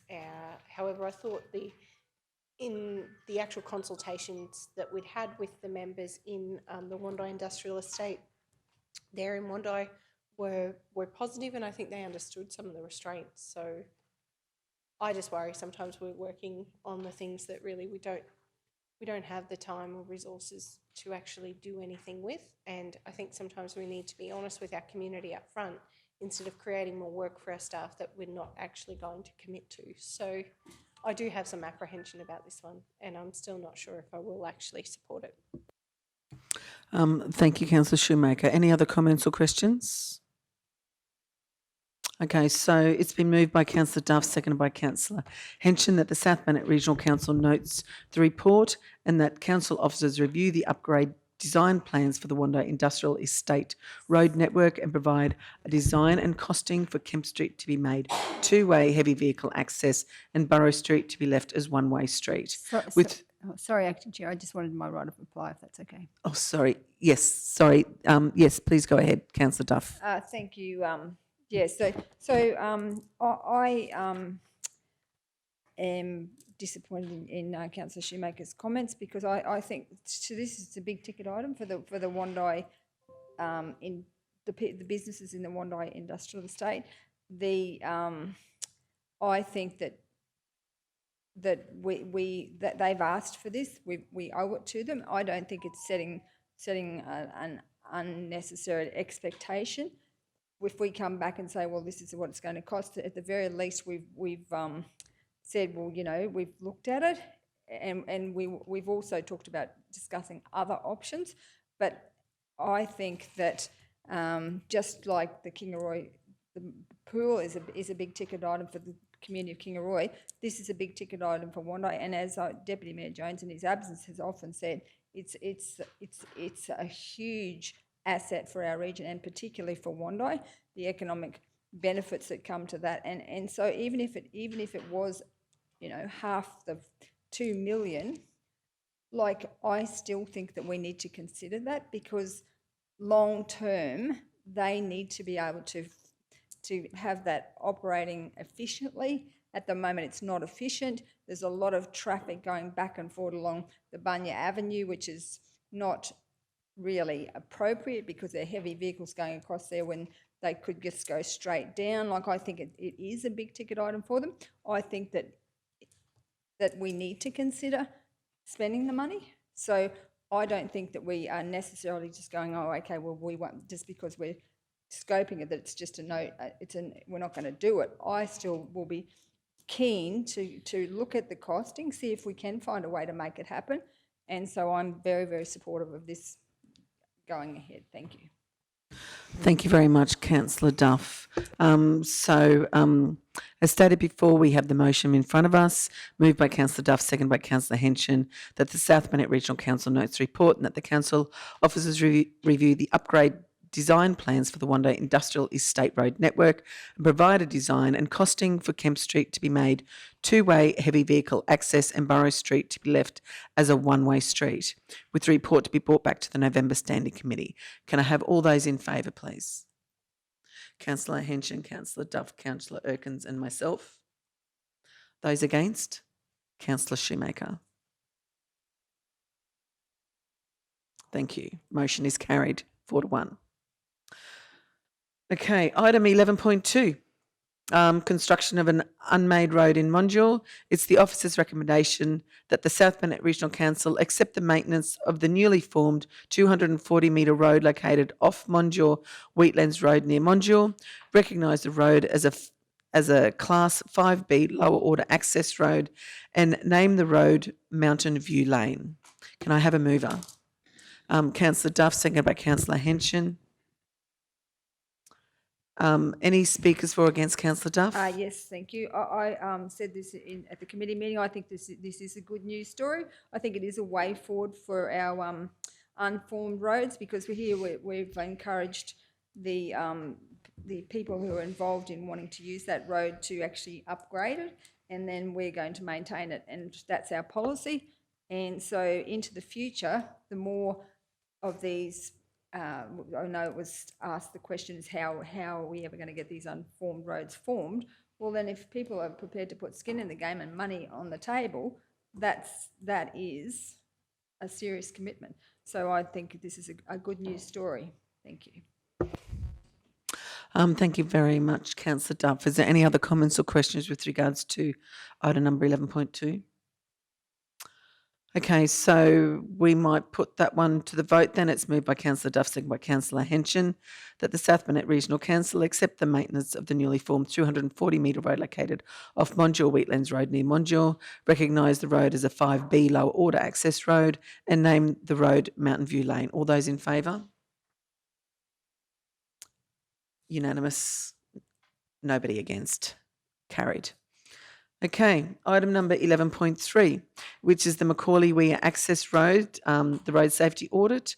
Officer's recommendation that the South Burnett Regional Council, point 1, budget $90,000 for safety access for safety upgrades for Macaulay Weir Road at the 23-24 first quarter review, to be allocated from capital program savings achieved from the 22-23 financial year, and point 2, reopen Macaulay Weir Road on a limited basis with controls and protocols to be implemented as needed by the Chief Executive Officer, including a council-controlled lock only.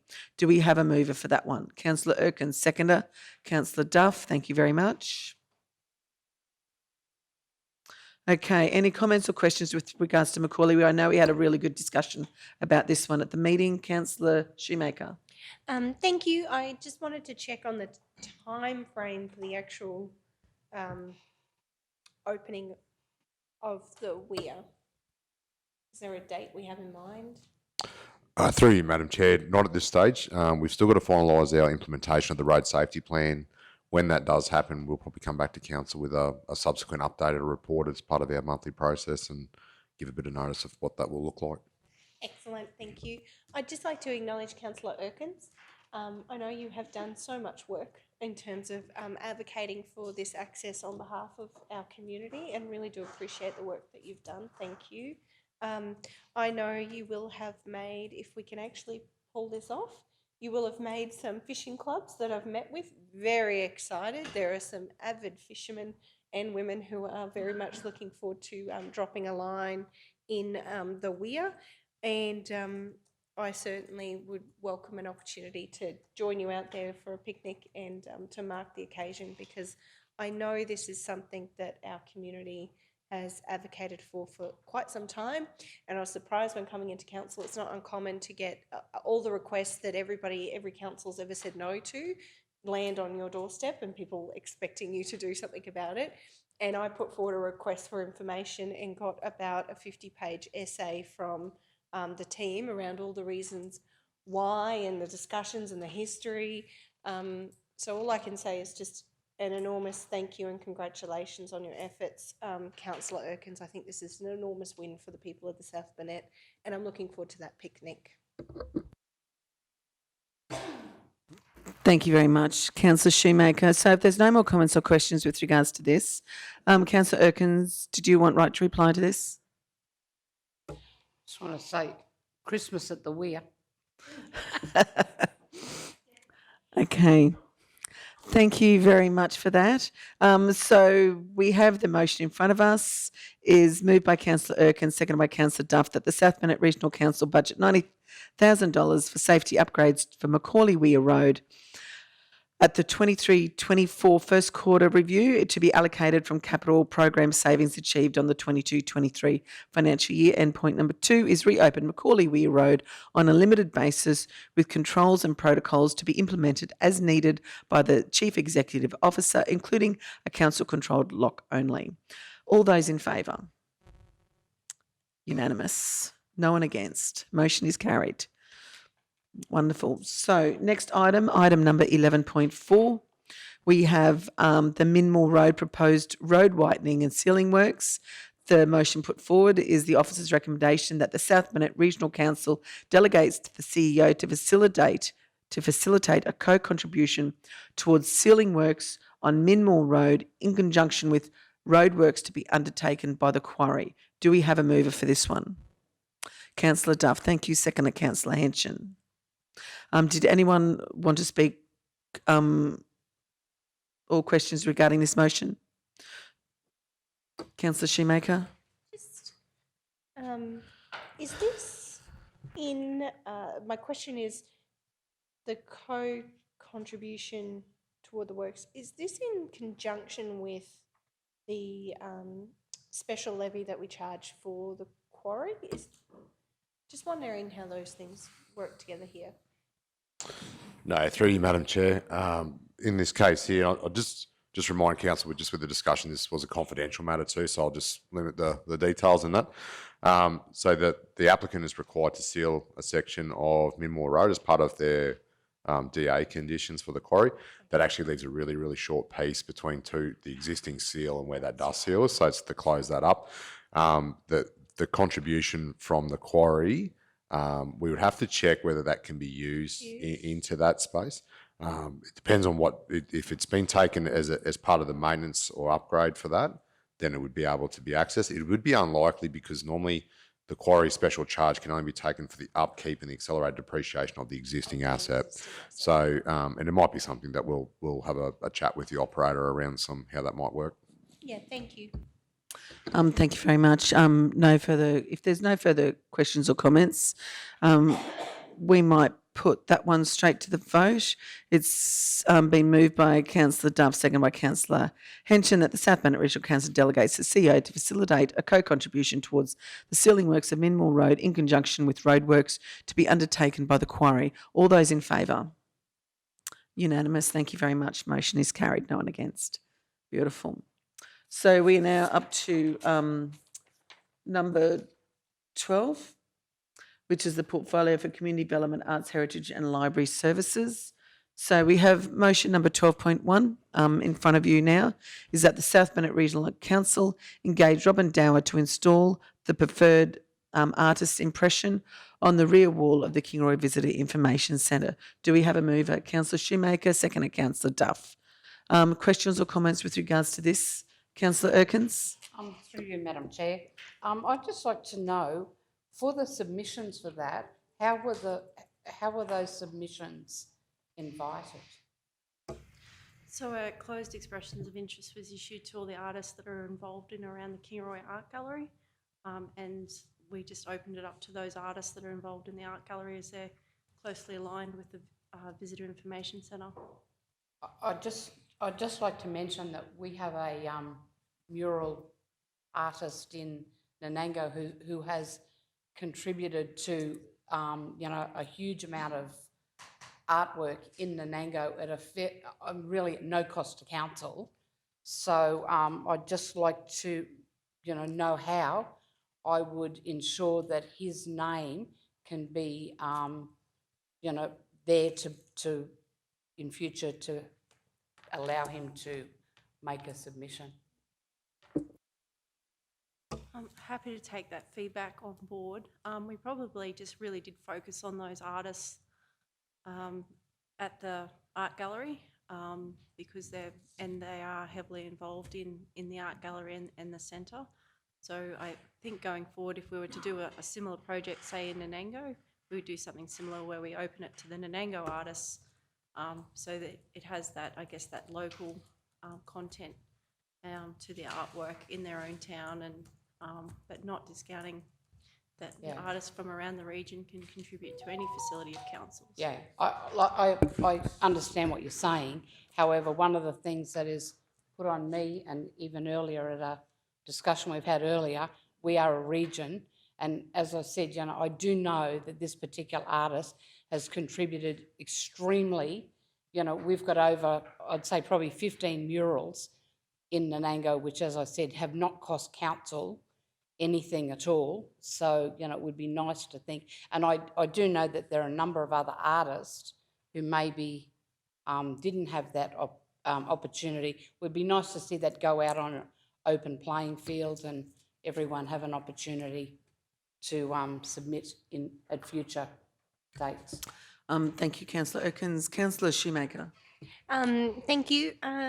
I think this is a really exciting project and certainly would really love to see more public art across the region, and don't disagree, Councillor Erkins. I think it's wonderful to have local people wanting to contribute to their local towns, and I think this is a wonderful example of that. I just wondered, I've been looking and searching for some time now, there's quite a lot of arts funding available, and I know this is an initiative borne by the Art Gallery, but from a council point of view, through your Arts, Culture and Heritage Advisory Group, and even from our council standing point, I guess it could be a question or notice or something to come back, but I've seen Western Downs Regional Council in their recent budget allocate a sum of money to arts in their region, and I know we unfortunately are in a very difficult position where those nice to have things often are the first things that we chop off the top of our budget. I am very curious about how we might be able to actually access some of that arts funding, or how we might be able to partner through the Arts Cultural Heritage Group to build up some of these trails, to showcase our local artists. I've seen Western Downs have done some amazing videos, they're short videos to say, we're showcasing 6 of our local artists, this is who they are. I'm probably looking more at you, Councillor Potter, through your group. Is this something that you're looking to explore? Is there something that we could do as a council we've been talking about public art for a long time, and I know it's happening in pockets, but I think there's a real energy around this at the moment, and I'd really like to capture that and do something more with it. So just, I guess, looking to you, is there anything through that group or that advisory committee opportunity for, you know, accessing some of this arts funding and actually seeing more public art in our region? Yeah, look, I probably think that there is quite a possibility we can work through our group with regards to this, but sometimes I feel like a lot of these things are put onto council. We know it's not council's call. We know we don't have the funding. So, and this is what I love, the fact that we've had the mural in Kingaroy, that you put the application in as an individual, Councillor Shoemaker, and we've had Councillor Jones helped them in Blackbutt with their submission for their funding for that mural there, which has been fantastic. And I do believe that this is where the community can probably come in, because there are so many different community groups around that it's not just a council responsibility to do these things. And, you know, we all have these amazing ideas that we would love to put forward, but we can't possibly fund them with council. But yeah, look, with some of that art funding, it's something we possibly can look at with regards to the Arts, Culture and Heritage Committee. But they do have a process at the moment where we're looking at our strategic plan, and under that strategic plan that we're looking at, correct me if I'm wrong, Manager Poynton, that will actually include an area in there with regards to public art and murals within that strategic plan. Through the chair, yes, that is correct. That's one of the key intents of the strategic plan, is to have a public art mural policy, which then both activates private artists to put public art in our public spaces, but also gives us clear direction on when that art piece becomes no longer relevant, because it's like any artwork, it needs to be turned over. It keeps people interested in those public spaces. So that would be one of the key achievements for the strategic plan. We also have allocated some of the Black Summer bushfire funding towards arts projects as well, which is a key deliverable to activate that social recovery and resilience in our community through the arts sector. Fantastic answer, Manager Poynton. Thank you very much. I certainly look forward to the strategic plan, and I just really think this particular project is a really exciting project. I know Robin Dower is an extraordinary artist, and she'll do us very proud.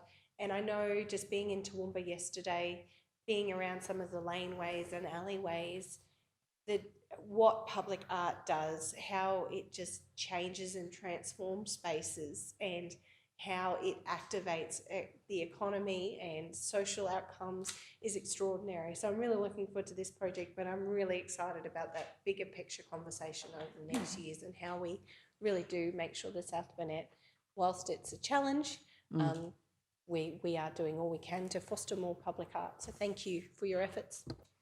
Thank you very much, Councillor Shoemaker. Councillor Duff. Thank you, Acting Chair. Yes, so the Mayor, I think it was the Mayor, moved a motion, it went through Council, that we support the Mergen business group to look at that water tower. And that's an example of what Councillor Potter is saying about the community stepping up, and if they're keen to get that happening. But their concern was around longevity, what happens when it's finished, and they've got a whole heap of questions around that. So if we have a policy around where to, at the end of that, the life of that project, that would tick a lot of boxes, because a lot of communities are concerned about what happens if they don't have ownership of that original piece. And that happened in the Mergen. They had it at the back of the grandstand. They had a fantastic mural, and then it started to deteriorate, and they didn't know what to do with it, and it became like a real eyesore. So that's the kind of stuff that we need to have included in that policy. So that's really good. Thank you. Okay, thank you very much.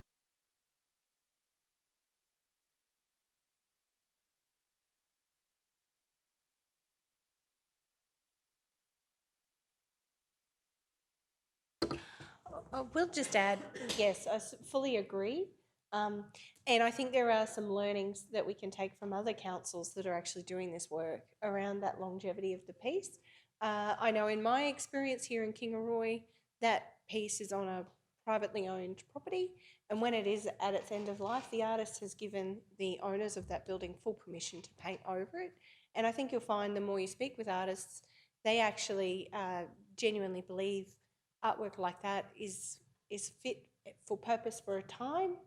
And it's okay to refresh that with something new at the end of its life. If anything, a lot of the street artists that I've spoke to actually encourage that, you know. So I think there's some amazing work we can do in that space. Thank you, and I'm fully supportive of the motion. Thank you very much, Councillor Shoemaker. So the motion in front of us, moved by Councillor Shoemaker, seconded by Councillor Duff, is that the South Bennett Regional Council engage Robin Dower to install the preferred artist impression on the rear wall of the Kingaroy Visitor Information Centre. All those in favour? Unanimous. Motion is carried. No one against. Beautiful. Okay, so item number 12.2 is the community draft. Is the draft community plan layout for discussion. We have the officer's recommendation is that the draft indicative layout for the individual community plan communities be received for information, and council note the adopted 23-24 operational plan action OPE 14, consult with South Bennett communities for their specific town and village communities plan / key priority lists. So do we have a move of this one? Councillor Duff, seconder. Councillor Henshin, thank you very much. Councillor Duff. Thank you. I'm very supportive of this. I think that there was a commitment made to get these community plans happening. With everyone's been so busy that they haven't been progressed as I would like to have seen. I'm really keen now that we've got some dates happening that we can go back out. I believe that most of them are in draft form, so that will be really good to see. I believe that community plans are really important, and what I love about community plans is that it gives the community ownership, and I'm hoping that into the future, once we've really bedded them down and got the total community feedback, that when they want to apply for something for a sports ground that is council owned, that rather than having to keep going back to council to see if that's okay, if it's in the community plan, let's tick and a fleck and away they go. So that will speed up a lot of those opportunities they get to apply for grants, because council's already approved the community plan. So really keen to see this progress. Thank you. Thank you, Councillor Duff. Councillor Shoemaker. Yes, thank you. Certainly want to acknowledge CEO Mark and the team for the template. I think where we've floundered is, I think there's been a misunderstanding in council around who's actually going to lead this. And I think while we've all had the conversations with our community and we know what a number of the key priorities are, they haven't been captured in a format that we can actually use here in the council chamber. So this is really exciting that we are actually going to work together. It's not just one councillor leading their own race here and compiling their own information and bringing it back. We can invest the time that this project actually requires to deliver on it properly, and make sure what we actually leave the community with is something that not only our council will be able to use in these last couple of months of our term, but the next council, we're really trying to set them up for success. So I'd certainly like to recognise the team for the work in putting the template together, and I'm excited about these number of community conversations, organised, planned community conversations happening across the region, which will mean we are actually collecting the right information to go into these plans. I have, in my former job, I worked very closely with the Yarraman community, and I made the mayor very aware of this when I started this term of council. I'd actually worked with that Yarraman community to develop a community plan just like this. And in the couple of years that I worked with the Yarraman community, I was very proud that we actually ticked off every one of their ambitions as a little community in our region. And I know it was used as an example by the Toowoomba Regional Council of what other small communities should be doing to really try to get council support in the areas that they really want to see the outcomes. So I'm so excited about this project. I've been on the ground, I've seen how they work, and if they're done properly and delivered collaboratively, we can actually get some really great outcomes for our communities. So really looking forward to being out and about in all these places across the region over the next couple of months while we bed this down and get it in a working document. So thank you. Thank you, Councillor Shoemaker. Any other comments or questions? Councillor Duff, did you want to write your reply? No, thank you. Okay, thank you very much. Okay, so we've got the motion in front of us, moved by Councillor Duff, seconded by Councillor Henson, that the draft indicative layout for the individual community plan communities be received for information, and council note the adopted 23-24 operational plan action, which is OPE 14, which is consult with South Burnett communities for their specific town and village community plan and key priority lists. All those in favour? Motion is unanimous. It is carried. Thank you very much. No one against. So we've got, next up we have item number 12.3, which is the Black Button District Tourism and Heritage Association Incorporation Deed of Licence to Occupy for the Roy Emerson Museum at Nuku Nook and Blackbutt Hall. So we have the officer's recommendation in front of us. So we have that there's a few points there. So what I might do is, I don't think I'll read them all out. I've read everything else out today, but we've got the officer's recommendation in front of you. Do we have a mover for that one? Councillor Duff, seconded by Councillor Shoemaker. Thank you very much. Okay, so the motion in front of us. Did anyone want to speak to this motion? Councillor Shoemaker, thank you. I just wanted to ask a couple of questions. So, is this like a similar arrangement to any other community hall or asset that we lease to a community, in the sense that once we've bedded down this arrangement, that group can then apply for funding or undertake activities or improvements at these facilities? We're just seeking, some of the detail. I know you've been meeting with them for a while. Through the chair. So the one licence that is between council and the Blackbutt District Tourism Heritage Association for the hall will be a licence to occupy that is specific for halls. It still does allow them to apply for grants, facilities management, but they do work a lot more closely with the property team with regards to what those priority works are, because council does still hold a majority of the responsibility for the capital works on that building. So essentially their role is to basically manage the day-to-day bookings of the hall, cleaning, volunteers to open the hall, those sort of activities. But if they want to apply for funding, they can under the licence, but it's not expected and not a requirement of them like we probably do with other community groups. Okay. With regards to the licence to occupy for the Nuku Nook, it is a more generic licence. Yes, we encourage them to apply for grants to do their capital works. The building is theirs. They don't require as heavy consent from council to do those works. We do have additional stakeholder there with TMR being on the rail trail, as well as working closely with the ambassadors to ensure whatever is built there, everybody's on board with. And that brings me to the final officer's recommendation, is partly why we've been talking about a master plan for that area for quite some time, and we're just seeking that funding to just get that done so we can give community certainty over what the expectation from all the stakeholders is and what's an agreed plan, so everyone can just basically get on with what they want to do. Yeah, thank you. Thank you for your efforts on that. I know that's been a long-standing conversation over a long period of time, and it is exciting to think that, we can work collectively with the community, Department of Main Roads and all users of that space and create that master plan and that shared understanding about the space, and really try to create something that aligns with the community's vision, but also is something that, is achievable, that council can certainly be part of. So thank you for your efforts on that. Fully supportive of the recommendation as it stands, and yes, really excited. I think what that group and what the Blackbutt community is doing there on that piece of land is really quite exceptional.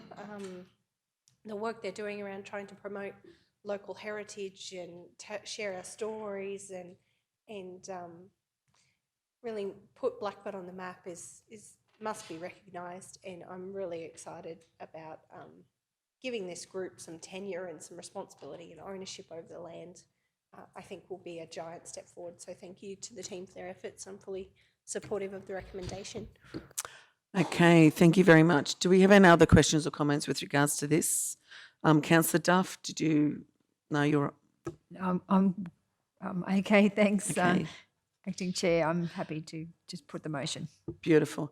Okay, so the motion in front of us, moved by Councillor Duff, seconded by Councillor Shoemaker, will move as presented in front of you now. All those in favour of the motion? Unanimous? No one against? Motion is carried. Thank you very much. So next motion, moving right along, we have the portfolio for disaster management, waste and recycling management. In 14.1, which is the memorandum transfer station, we have the officer's recommendation is that from the 1st of August 2023, the memorandum transfer station be open to the public on Wednesday, Saturday and Sunday between the hours of 8 a.m. and 5 p.m, and that the communication campaign be implemented to advise of change of operational days and times. Do we have a move for this one? Councillor Duff's the seconder. Councillor Shoemaker, thank you very much. Now, any other questions or comments with regards to this? We did talk about this at length at the meeting. Councillor Shoemaker. Yes, fully supportive. I think the trial that has been done in terms of trying to limit the amount of illegal dumping and inappropriate behaviours at the transfer station demonstrates council's need to change the way at which it operates some of these transfer stations. And yes, I just think the communication campaign around this will be really important. So thank you for the efforts. Thank you very much, Councillor Shoemaker. Councillor Duff, any right of reply? No, thank you, Acting Chair.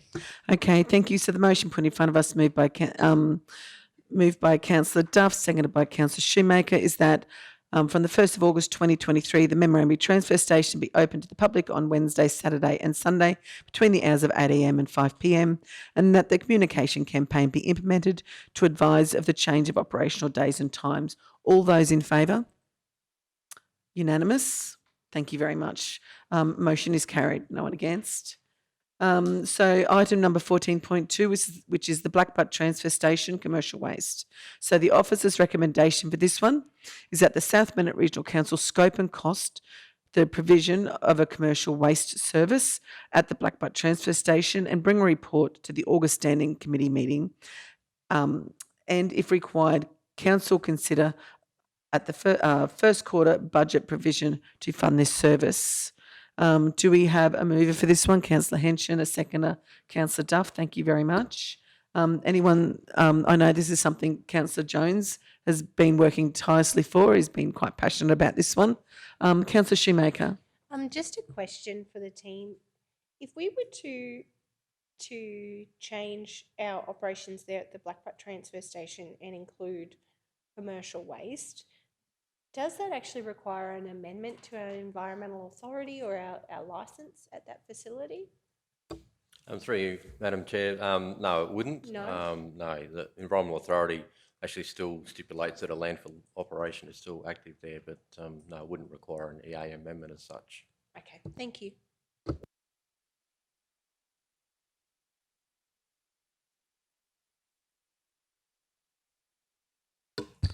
Thank you, through you, Madam Chair, Acting Chair. Yeah, look, it's something Councillor Jones has been passionate about, and in his absence today, I think it only fair to not just Councillor Jones but the community of Blackbutt that we support this recommendation. So, thank you. Thank you very much. Okay, so the motion in front of us, moved by Councillor Henson, seconded by Councillor Duff, is that the South Bennett Regional Council scope and cost the provision of a commercial waste service at the Blackbutt Transfer Station and bring a report to the August Standing Committee meeting. And if required, Council consider a first quarter budget provision to fund this service. All those in favour? Unanimous. Thank you very much. Motion is carried. Okay, next item. We're up to 15, which is the portfolio for rural resilience, disaster recovery, parks and gardens, property, facility management, First Nations affairs. One day we might shorten our portfolio names.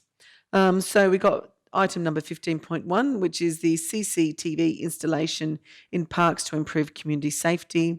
Officer recommendation in front of us is that the South Plant Regional Council installs CCTV cameras to Pioneer Park, Nanango, Les Muller Park, Blackbutt and QE2 Park in Mergen, and upgrade of the server and licenses to support the CCTV operations. Do we have a mover?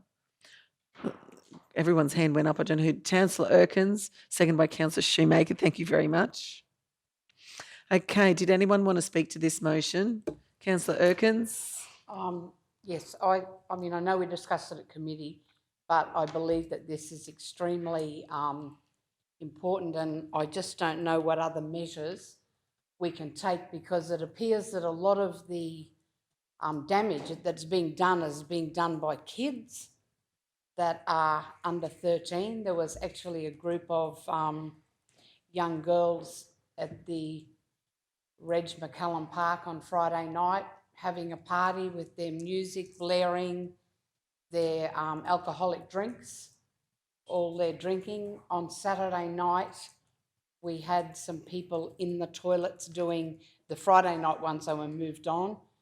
The Saturday night ones, the police were actually busy somewhere else and couldn't get there in time. So it's just a never-ending problem. I would like to see probably more of our community become a little more observant, and if they see, you know, people hanging around these facilities, that if they do give the police a ring and let them know, you know, because it comes down to its ratepayers having to cover the cost of this, and it is, I know it's a very considerable amount. The cost of installing the cameras is again a cost to our community, but you know, it's just something that we really need to be addressing. Thanks.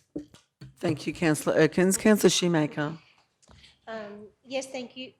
I fully agree with everything Councillor Erkins has said, and certainly I think it's awful that we actually have to install cameras to monitor behaviour to try to stop these behaviours from happening in our communities. And I know firsthand, meeting some of the Parks and Gardens team in Nanango, how devastated they have been by the graffiti and by the damage done in some of our parks and facilities. So I really do hope this will help.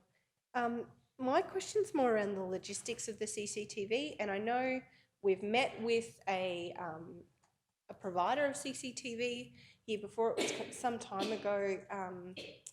Our council met with them as part of one of our community engagement days.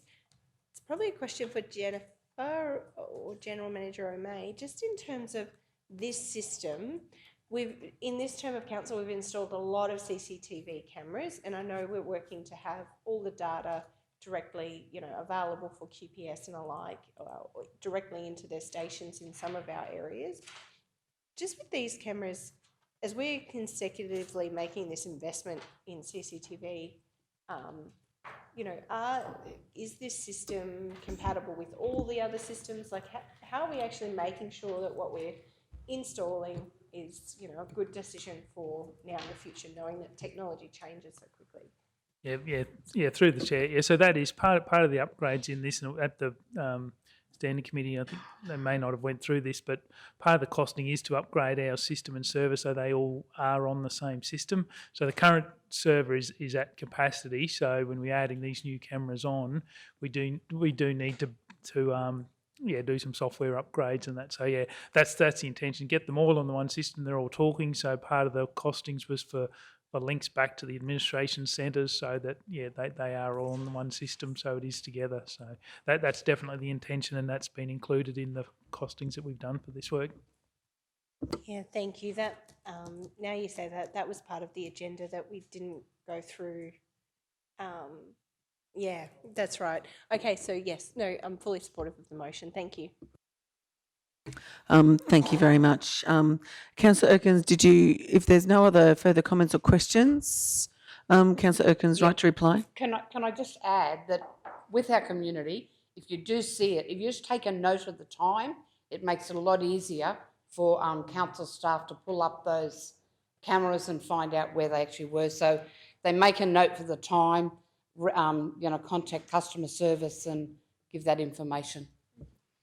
Okay, thank you very much. So the motion in front of us, moved by Councillor Erkin, seconded by Councillor Shoemaker, that the South Burnett Regional Council install CCTV cameras to Pioneer Park, Nanango, Les Muller Park in Blackbutt and Curry Park in Mergen, and upgrade of the server and licences to support the CCTV operations. All those in favour?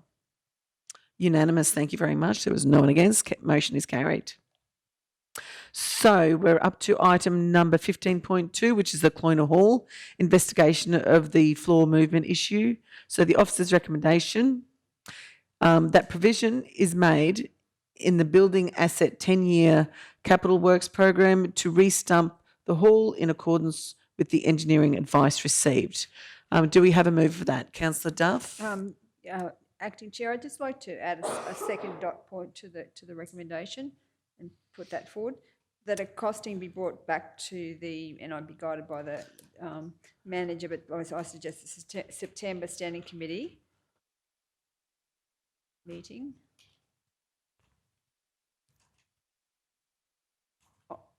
on repairing the wall sheeting on the hall.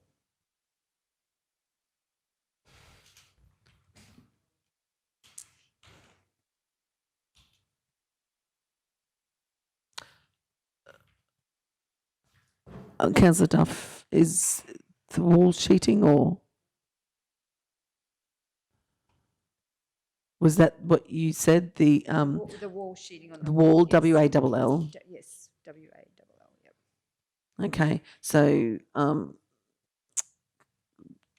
we've got the motion in two parts. So we've got the provision is made in the building asset 10-year capital works program to restump the hall in accordance with the engineer advice received.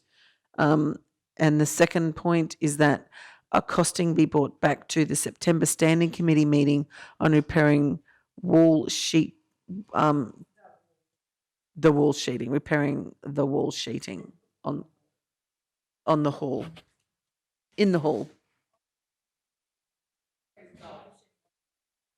Repairing on the inside of the hall.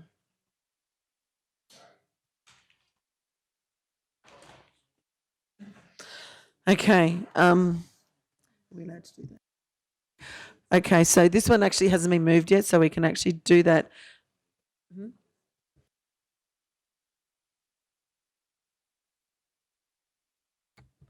Councillor Duff has moved this motion, so we need a seconder for this particular motion. Thank you, Councillor Erkins. Councillor Duff, do you want to speak to the motion? Thank you, yes.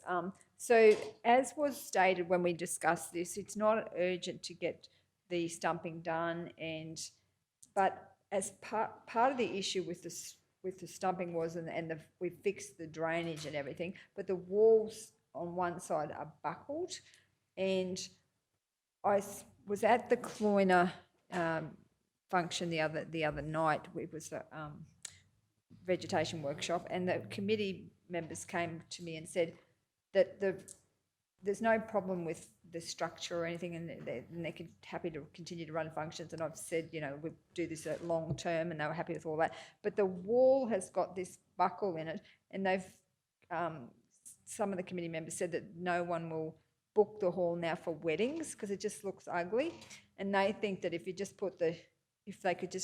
could just repair that. It's been buckled out because of the flood damage, and it might be they think it's as simple as just putting some new sheeting on that side, and then the hall will be fine for whatever, but at the moment no one will book it because of that. You can see like a gap on that one side. So that's why I was wanting to get a costing. It's a big sidewall. It would look really unusual if you had curtains, just to get a costing on what that would, if that's doable it might be just not such a big budget item. I just was interested to get a costing because it's their belief that it wouldn't cost very much. Thank you very much, Councillor Dove. Councillor Shoemaker? Yes, thank you. So certainly recognise the value of our halls, and have had some really interesting conversations, and sort of I know certainly when we met with the Foundation for Regional and Rural Renewal, FRRR, I always get the R's around the wrong way. They were talking about the importance of community halls and how we may be able to access some disaster funding to support the renewal of the halls, because they are often used as activation spaces or during times of disaster. And I imagine in Cloyna, with all those surrounding waterways and things, this hall would be a strategic meeting place if people were seeking refuge from flood events or needing somewhere to stay overnight or alike. I'm just wondering, it might be a question on notice. I know we did discuss this at length and we were talking about how it is quite a large project to fix the floor movement, and certainly I empathise, Councillor Duff, because I can understand if we fix the wall and then we have to change the floor, it can, you know, these old buildings can be really quite tricky, and it is such a large, it's a glorious big old hall. It's just maybe a question on notice, just around opportunities, if our team might have already explored it, but if there might actually be opportunities to get some disaster funding to actually support the renewal of this hall, and if we might be able to actually fast track some of the works. You know, certainly I'm a realist, but if we got some government funding or support, we might actually be able to find a way to make this happen sooner. So it's probably just a question.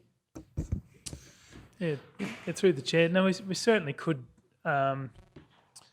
look at disaster funding. I suppose the only question I would have is if we were able to get disaster funding to do up evacuation centres, would that be our highest priority? Yeah. So, like, yes, it needs the work and that, but if we were going to have a chop at that disaster funding, I think we would need to look at the across the board what facilities and where we get the best bang for our buck. And given that, you know, I suppose, yeah. So yeah, we can definitely look at it, and it certainly is becoming more apparent that there is funding for some of those disaster, relief and recovery. So yeah, certainly we can put it on the list, and I suppose do what investigations we can. Yeah, thank you. Certainly recognise that, we've got a number of facilities, and probably actually taking, certainly through your leadership, Councillor Potter, and the work that you do with the disaster, in your disaster management coordinator role. Sorry, lost the words.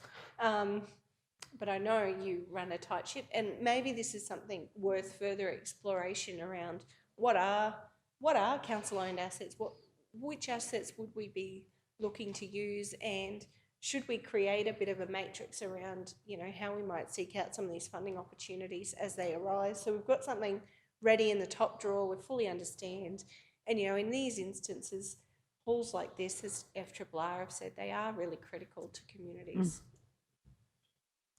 Thank you very much, Councillor Shoemaker. I will actually take that on board, and I will have a chat with GM Meehan with regards to some of that, and see what can be done in that space in the disaster area. So we've got the motion in front of us. Are there any speakers or questions regarding this one in front of us now with regards to Cloyna Hall? Just through you, Madam Chair, just wanted to ask Manager if September's doable. Manager Poynton, yep. Manager Poynton. Yeah, if September is doable to get that costing on or General Manager O'May. Yeah, through the chair. Yeah, no, we should be able to get a costing back, because, as you said, it is. Yeah, the sheets have buckled because of the movement. The issue is that we can resheet it, and then if we get a dry summer or get more weather, then the building will move again and they'll rebuckle. So that's the risk or whatever. But yeah, we can certainly bring back a cost for just to resheet. In September should be fine. We'll be able to get an estimate together for that. Thank you. Okay, thank you, Councillor Duff. So did you have a right to reply? You were right with that? Yeah, I'm just happy to put it to the Okay. committee. Thank you. So the motion in front of us now, moved by Councillor Duff, seconded by Councillor Erkins, is that provision is made in the Building Asset 10-year Capital Works Program to re-stump the hall in accordance with the engineer advice received, and that the costing be brought back to the September Standing Committee meeting on repairing the wall sheeting on the inside of the hall. All those in favour? Moved unanimously. Motion is carried. Wonderful, thank you very much. So, item number 15.3 Award of tender for management of Mergen Jubilee Swimming Pool. We have a recommendation in front of us that the South Bennett Regional Council award Hallway Co. The tender for the management and operation of Mergen Jubilee Swimming Pool for 3 years and delegates to the Chief Executive Officer the power to negotiate, finalise and execute the contract between Council and Hallway Co. on the terms and conditions outlined in Mergen Jubilee Swimming Pool tender and any other terms and conditions the Chief Executive Officer reasonably considers as satisfactory to Council. Do we have a mover? Councillor Duff, your hand went up very quick then. Do we have a seconder? Councillor Henshin, thank you very much. Did anyone want to comment on this particular one? We did have a big discussion on this one. Okay, so no further comment discussion. We'll move straight to the vote on this one. All those in favour? Carried unanimously. No one against. Thank you very much. So the next one on the list is the item number 15.4. So 15.4, if you're, is on page 231. So this is the Parks Business Improvement Review by Shepherd. The officer's recommendation that the Parks Business Improvement Review completed by Shepherd Asset Management Solutions be received for information and that a workshop be scheduled to discuss these findings and learnings in the first quarter of the 23-24 financial year. Do we have a mover? Councillor Shoemaker, seconded Councillor Erkins. Thank you very much. Any comments or questions? Potter, if I may, just councillors will note from the committee meeting just to firm up that time frame. So post budget could be pretty much up until next year. So we'd like to get this workshop along pretty pronto as part of the service level discussions. Yep. So my thought is that we've got a few Wednesdays and things like that free between committee meeting Wednesday and a council meeting Wednesday. So if that's suitable to you, we will leave that to the CEO to organise a time. Councillor Shoemaker. Thank you. Certainly just leaning into what you're putting down there, Councillor Pitt, CEO Pitt. I certainly agree. I think the intent was to workshop it sooner rather than later, so thank you for that. Just in terms of that process and the plan for the service level discussions and the service level review, just keen to understand when or how that project, I know it's in our operational plan, but what that actually looks like over the next 6 months for council. Yeah, thanks, councillor. It's there's a whole heap of strands, and I have to be succinct and say probably my mind's been more focused on the budget up until this point. So looking at now as we roll into July and the end of, and particularly with the end of financial year on Friday, which comes around each year, sort of getting a strategy and putting some bits together, because it's same as the community plan discussion. If I can be a little bit broad, there is a whole raft of stuff we've done, and it's in spreadsheets, and it's here, and it's there, and it's everywhere else. The service level stuff all needs to be brought back together into a, I'll say coherent, that sounds probably terrible, but a coherent strategy that we can actually bring forward. And I'd really like to actually map it out with some timelines and set dates in it so that we can tick them as we go through this year. So watch out July, we're going to be busy. Yeah, fully supportive of that. I really do think that work, an extension on the budget, really does need to start now. So I am very welcoming of that action plan and that work you'll do in July, because I think for us to really squeeze any further efficiencies out of our operation, those service level discussions need to be held carefully. We need to really take the time. We really need to understand all of the threads and make sure we're not making rash decisions on hearsay or what we think. We actually really absolutely must know. So I'm really looking forward to that work. I think this business improvement, I read over the report and the review done by Shepherd. I think the changes and the wins that we've had in this area are astronomical, and I think it's a really exciting opportunity to really understand them and I guess set the team up for success over the next period and really understand what they need to deliver on the community's expectations. Because if we don't know that, then we really are just stabbing in the dark, and that's not good for anybody. So really looking forward to this work. Thank you. Thank you very much, Councillor Shoemaker. And I suppose I have a question here too. To you, CEO Mark, we did a lot of work last term on sport and rec plan, and I'm just wondering whether the sport and rec plan would actually come into these discussions as well with regards to this review. Yeah, probably. Yes, it can.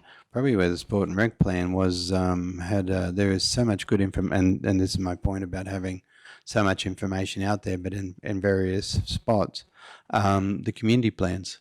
There's so much good information in that sport and rec plan and action plans and a whole raft of things that probably was looking more to feed that into the community plan discussions and process.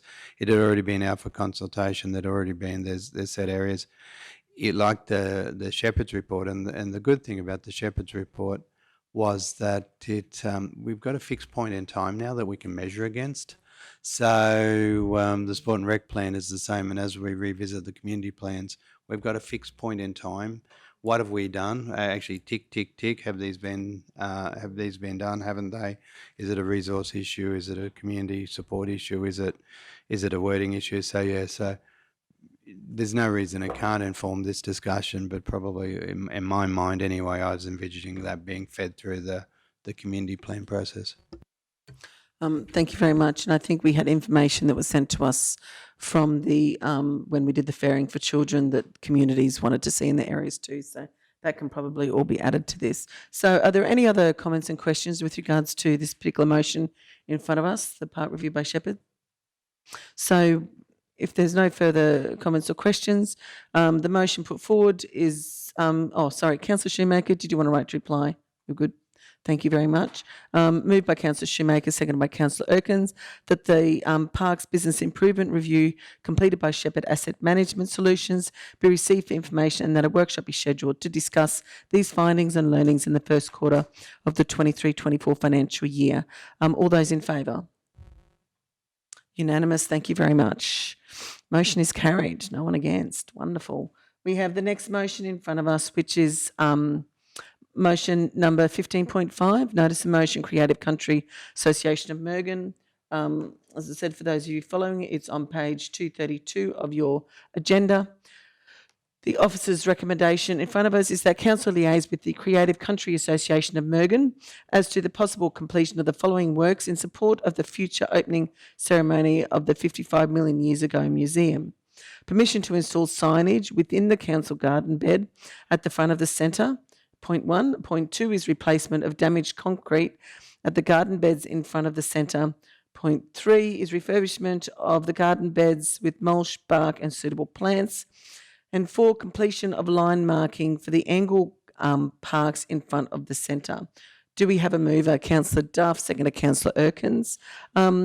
Anyone want to speak to the motion? Councillor Duff, thank you. Thank you, Acting Chair. I think this was covered at the committee meeting, but it's just exciting to move forward towards that 55 million years ago project. It's a big ticket item for Mergen, and just wanting to see it all looking Mickey Mouse before the opening. Thank you. Thank you very much, Councillor Duff. So, Councillor Shoemaker? Absolutely, don't disagree. Very excited about the opening, and know it's something that the group have been working toward for some time. Just keen to make sure we all actually know when the opening ceremony will be. I think the date that I'd originally had changed. So just want to make sure we all have it in our calendars and are very aware of when the actual opening will happen. Thank you. I think that they were trying to line it up with Lou O'Brien coming to the area, and they weren't able to get it completed for this, I think it was July, and now they've moved it to a different date, but at this point I'm not 100% sure when that's going to be. I don't think they've actually set the date, but it's to do with actually finishing the project and having Lou's availability. So I'm not sure of the actual date. Can you please share it with us? I think we're all very keen to be part of it, and to see the museum open will be really special. Yes, absolutely. Thank you. Wonderful, thank you very much. So if there's no further comments or questions with regards to the motion put forth in front of us, which has been moved by Councillor Duff, second by Councillor Erkins, I'll put the motion as presented, so I don't have to reread it again. So moved by Councillor Duff, second by Councillor Erkins. All those in favour? Motion is carried. Unanimous. Thank you very much. Okay, we're up to 16. The Portfolio Tourism and Visitor Information Centre, Sport and Recreation and Commercial Enterprise. We have item number 16.1. Now, 16.1 is quite in depth. So we've got the officer's recommendation. Excuse me, Madam Chair. I wonder whether we could, a procedural motion that we can suspend standing orders so that we can discuss this, because it is quite a comprehensive report. Okay, we've got a procedural motion to suspend standing orders, so we can have an open discussion with regards to this particular motion. Okay, moved by Councillor Erkins, seconded by Councillor Duff. All those in... Yes, so what's the time now? It's 12:12. Half an hour should be enough, I think, to pull this one up. And so all those in favour? Okay, unanimous. Thank you very much. So, rightio. So, Councillor Erkins, did you want to start off the conversation? Yep. Can I sit down for this then? I've got a number of concerns. The first one being that the building that they're talking about, the bunkhouse, the old hospital building, the Soaring Club have had control of that building for a number of years, and while I read that it's in a state of disrepair, you know, I have some concerns that there has never, while they have had free use of that building, that they have not maintained it. And, you know, that is of concern to me, because now they want a building that appears to have some heritage significance to be taken down, but they also want council to bear the cost of taking it down. So I have personally some concerns about that for a start. Thank you, Councillor Erkins. Did planning or GMMA, did you want to comment with regards to this particular motion? Or Yeah, through the chair, I wasn't sure, was the expectation for council to pull it down, or they were looking for funding to because that's going to be, it is going to be quite substantial cost to pull it down, but my understanding that would need to be included in the grant application to demolish and replace.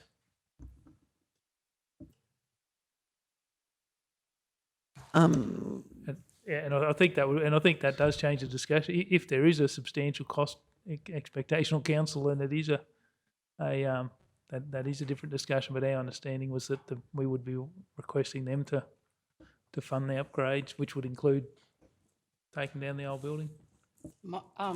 My understanding, and I mean I may have it wrong, but they were looking for council to bear that cost. So I think ideally they probably would, but it is not listed in any of our capital works programs for the next few years.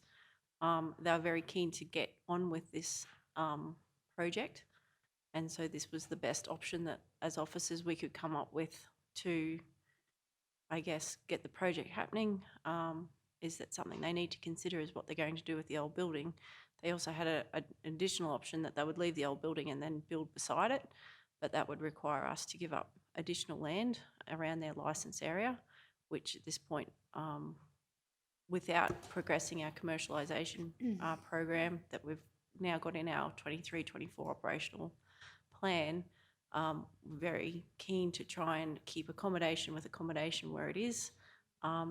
Also very mindful of the economic impact of if we do expand accommodation out there. I realise at the moment our accommodation houses are fairly booked, but part of the economic I guess, input of this club is that they do have a lot of outside people participating, and getting them to come into town and use our accommodation, our, food and beverage services is important part of that economic stimulus from the club as well. So it's sort of a bit multifaceted. Councillor Duff.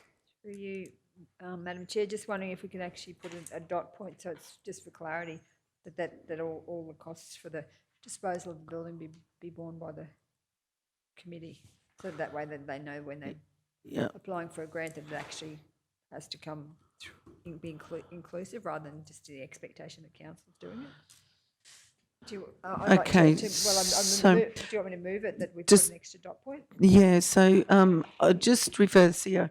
When we're not on standing orders at the moment, are we able to change a motion? Oh, well, it's not a motion yet, it's a recommendation. If there was general consensus, we can tap it in for someone to move, if that's where probably, if we make a note of it, you've got another, what have we got, about another 20 minutes left of the, unless you've talked yourselves out and you want to come back early, but yeah, we'll just make it. Sorry, I just made that suggestion Yeah. to alleviate Councillor Urquhart's concerns. That would probably be. I actually like that suggestion personally. So I think if we're able to do that, can we? So I think we probably need a bit of help with this wording on this one. So My concern is the cost is one thing, but my concern also is that it is a historical building that, and as I said, I'm pretty disappointed when I see the report, like it's a building that has basically had nothing done to it. So as a group, that group have had use of that building for 50 years, I think they state in their thing. So they have had people, they said they have between 10 and 12 people staying there a week, but they actually have 35 beds in there. So I think they've had pretty good use, and I'm just disappointed that they have allowed that building to fall into such disrepair to a state where it looks like one of the only options is to demolish the building.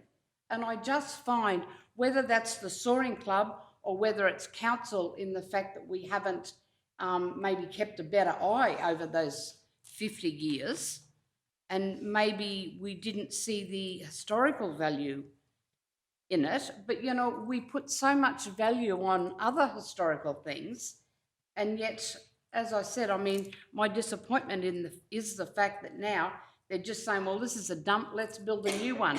You guys get rid of it.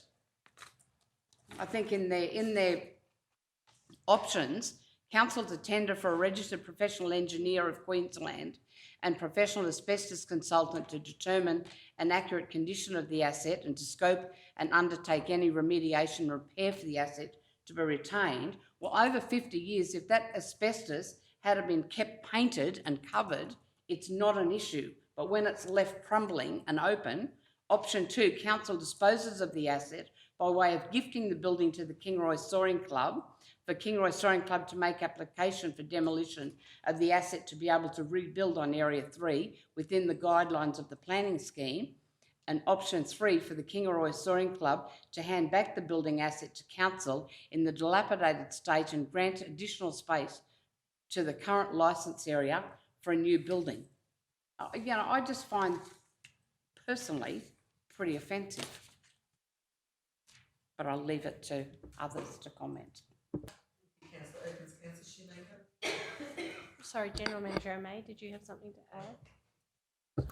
Yeah, through the chair. I suppose that was in probably addressing some of Councillor Erkin's concerns, and that was maybe a bit of the thrust of this recommendation, in that essentially at the moment it's council's building, they're a tenant, so you do have that who's responsible for the maintenance, who's responsible for the upkeep for the last 50 years, so it's easy for that to fall through the crack, whereas essentially what we're saying here is if we gift that building, because it's essentially ours, so we gift it to the Soaring Club, then it is their asset then to demolish, to repair, or to do. So it is clear, because often you'd get tenants who don't want to spend money on the building because it's not their asset. So in some ways, which is that option 2 there we're suggesting, because the other two options are for council to basically take the lead and get the costings or look at the repairs. So that's with the rationale behind that, and it's even for the Soaring Club, while we might be giving them an old building, I suppose it provides them some clarity as far as grant funding that that they might be able to apply for. So. Thank you very much. Just a very minor point, but the other thing too is it's been in discussion and not sounding like I'm sticking up for them, but at least they've asked. We have had several occasions where clubs and community groups have moved in and either demolished or changed assets that don't technically belong to them. So they're engaged in a process. Whatever's happened in the history, they're now engaged in a process of discussion and permission before they do anything. Thank you very much, CEO Mark. That's actually a very good point. Councillor Shoemaker. My question was just in relation to the commercialisation and that bigger picture discussion about the airport. And you mentioned, Manager Jennifer, about keeping accommodation with accommodation. So basically, by making this decision, I just want to be clear. So we are saying, yes, you can, by all means, build new accommodation on the site, but it has to be on the existing bunkhouse site, and it won't have any impact. This decision won't impact council's intent and discussions around, the bigger picture. Where will the airport be in 5, 10, 15, 20 years? What's our plan for commercialisation of the asset, for use of some of that surrounding land?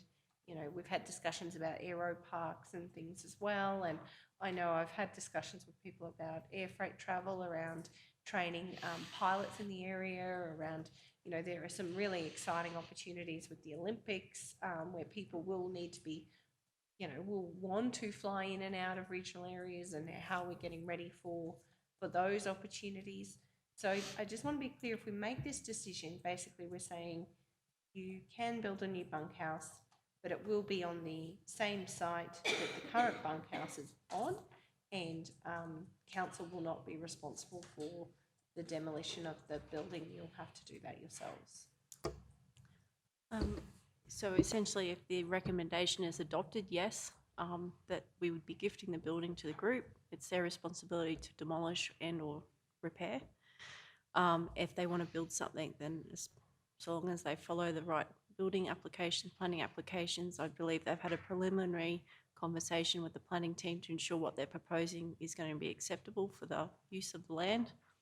It should not be keeping it within that existing licence area. It should not affect any other plans for, or any ideas or any engagement or consultation around what we do with the rest of the land. We're very mindful of that. We were mindful of that when we released the land for tender for farming as well. When I say leave keeping accommodation with accommodation, so across the road we have the Vintage Machinery Club, who have some basic camping facilities there, and the restrictions on their development of that land was very much that it's only to be used in conjunction with their events. It's not to be used as a camping ground for any other purpose other than with their events.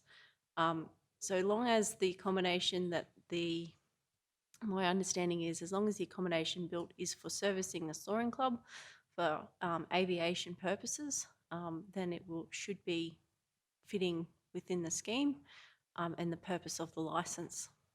So I can't see any conflict.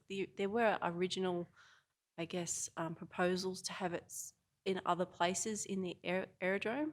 We've worked very closely with the group to sort of explain that the areas they're proposing are either going to impact on another community group, or they may impact on that opportunity for commercialisation. And this is the best option we could come up with. Thank you. And just in terms of ownership of the bunkhouse, so if we approve this recommendation and let's say the group demolish the existing bunkhouse, they build a new bunkhouse, the ownership and maintenance, management, operations of that bunkhouse will be borne by the club and not by council? Is that the lease arrangement that we would have? That is correct, yes. Yeah, thank you. Thank you very much. So I think, as noted in point 1, I think this might even cover on what Councillor Erkins was saying and Councillor Duff.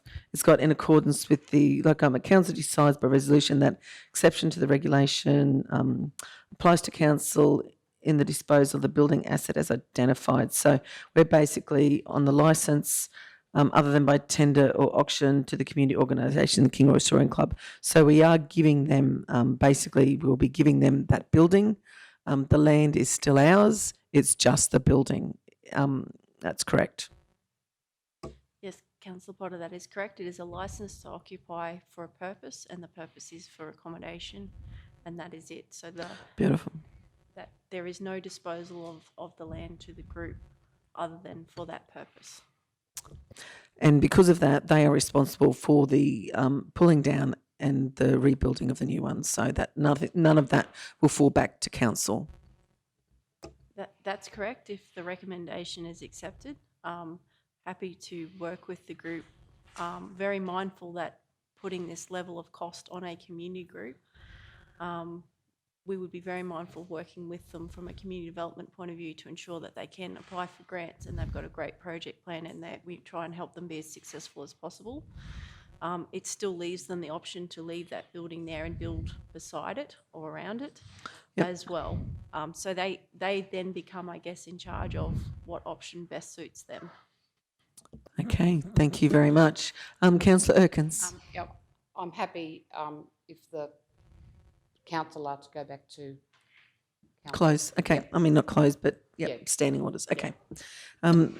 Thank you very much for that. So I take it, Councillor Erkins, that was, have we had enough discussion? Oh, Councillor Henshins, so sorry. Sitting over there all alone. Yeah, geez, peaceful over this side. Just a question to you, Manager Jennifer. In relation to that, they pay a fee on that, like there's a lease arrangement with council, and that would be a standard fee like many of our others of what? What cost would that be? Yeah, so they're on a community licence, so therefore it'd be $75 per annum. Right. If they dispose of the building, they will be liable for the planning and building fees and any community concessions that council offers that goes with that. And that being said, that term for that can be what? It can be at council's discretion. I would have to check the licence to see how long they have left, but I do believe they're usually a 10-year licence. Okay. But I would have to take that on notice, sorry, councillor. And certainly with the option to renew, or it would come back to council to renew after that? That is correct, yes. Yeah, okay. Yeah, thank you. Leah, look, a bit of a catch-22, but the Soaring Club there is one of the biggest in the eastern seaboard side on Australia. They have an incredible facility out there. That building is old, Councillor Erkins, like I would imagine no one would have set foot in that for some period of time, and the minute you mention asbestos, no one will go near it anyway. In this chamber, we've talked about many things that's got asbestos-related things in them. Yeah, look, I personally would love to see that progress there, and the Soaring Club has got designs, I believe, for something to go ahead in that spot. In accommodation at the moment, they park multiple caravans up in that spot. I think it can only be a forward venture to improve that by eventually getting rid of that, and if that's on there, the onus is on them. Perhaps they're eligible to get some funding or grant funding for that to happen, because they're certainly a go-ahead. We went there and have had several meetings. The people that are involved in that Soaring Club and some of the things they've done are not only Australia-wide recognised, but worldwide with what they do out there, so it's a credit to them. Thank you. Thank you very much, Councillor Henshins. So I'll move a motion that we resume standing orders. Can I have a seconder for the motion? Thank you, Councillor Duff. Much appreciated. All those in favour? Beautiful. Do we need a time on that, CEO? Okay, beautiful. So we are now back to standing orders. So the motion in front of us, I will put as presented. So the motion, so the officer's recommendation I will put as presented or as read, and we have a mover, it's Councillor Erkins. Do we have a seconder, Councillor Henshin? Thank you very much.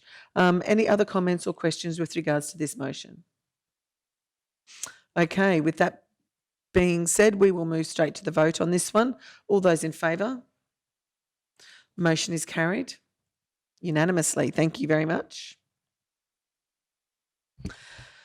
So we're up to item number 17. So item number 17.1 on page 290 of your agendas. We have the material change of use and dual occupancy at 27B Kingaroy Street, Kingaroy. The applicant is the Regional Housing Limited, care of Urban Strategies. So the officer's recommendation is that the applicant for material change of use development permit for dual occupancy for 27B Kingaroy Street, Kingaroy, be approved subject to conditions and recommendations contained herein, and the development must be carried out generally in accordance with the plans and documents contained in this development approval. There is quite a list there, so I'm going to do it as presented. So can we have a mover for this particular motion? Councillor Shoemaker, thought you might. Seconder, Councillor Henshin, thank you very much. Did anyone want to speak to this motion? No, we're good to move forward. So just for those of you, this has been a long time coming, and this is a really good news story for our region. That's 2 units on this particular block of land, so it's wonderful news. Yes, Councillor Shoemaker. Thank you. I just wanted to take the opportunity while we've got the planning team in the room, if there is anything that they would like to make council aware of in relation to this material change of use application, and just confirm that you are comfortable and supportive of the recommendations and what's in the report. Through you, Madam Chair, Councillor, we're very happy with the proposal. The planning consultant for the Housing Corp worked very closely with us in addressing any concerns long before the application was lodged with us. It went through a process. They addressed any concerns, just minor ones with some manoeuvring, car parking, some fencing. They were all well addressed. The conditions are standard conditions, no concerns from the planning department. Excellent. And just want to confirm, we are offering the reduction in the infrastructure charges payable on the development in line with our scheme. Through you again, Madam Chair, I'm not sure of the process, but if they're entitled to them, and there's their fees were already reduced for that, the application fees, if they're entitled to that reduction, I'm sure they will go through the required process. I just noted it on page 293 that we were offering it, and eligible development under this scheme is required to be completed by the 31st of December. So provided that it's, would be my understanding, would be right. Yes, no, I have no further questions in relation to this one. I really do think density for our region is something that we really do need to consider now and into the future. This will be a great test case to see what that actually looks like in our neighbourhood, how it can be done effectively. I think the plans and the work that's gone into this to try to provide 2 more places for people who are disadvantaged in our community to put roofs over their heads is really exciting, and looking forward. I think the learnings from this will certainly be beneficial in looking at the other projects we have on the table with both the state government and regional housing. So just wanted to thank the team. I know there's been a lot of long-standing back and forth conversations, but I think this is an exciting opportunity to see really what more density in our streets could look like, and to be honest, in terms of the housing crisis and the way we look at density across our communities, I think this is an area that we do really need to lean in and see what can be done reasonably within our planning scheme. So thank you for the work that's gone into working with the team and making this possible. Really do appreciate it. know, it is a little bit out of the box, and certainly there is parking things and fences and stuff. They're legitimate concerns that do need to be addressed, so thank you for your efforts. Fully supportive of the recommendation. Thank you very much, Councillor Sumac. If only all planning applications went that smoothly then. Okay, so we have the motion in front of us, moved by Councillor Shoemaker, seconded by Councillor Henson, and I'll put the motion as presented in front of you now. All those in favour of the motion? Unanimous. Thank you very much. Motion is carried. Wonderful news. There again, Councillor Duff, another good news story. So we move on to 17.2, material change of use. Material change of use, material change of use, 3 additional short-term accommodation units at 5 Evelyn Street, Kingaroy, lot 14 on SP 212946. The applicant is Wangaby Proprietary Limited, care of ONF Surveyors. So we have the officer's recommendation in front of us. The council approved material change of use. The council approved the material change of use development permit for extension to short-term accommodation on lot 14 on SP 212946. Subject to the following conditions, which are all listed therein. I'll take them as presented. Do we have a mover for this? Councillor Erkins, thank you very much. Do we have a seconder? Councillor Henson, thank you. So any questions or comments with regards to this one? Councillor Shoemaker? It's just perhaps a question or notice or something that I would like to better understand through our planning briefings or discussions.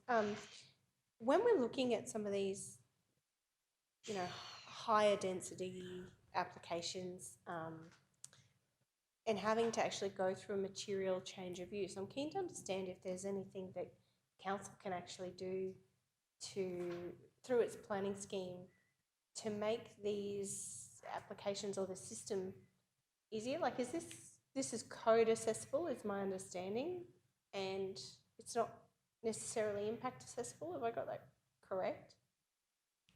Or was this impact accessible? Yeah, so it is impact accessible. Sorry, I'm still catching up. I really almost need to do a planning degree to be able to make decisions on these things.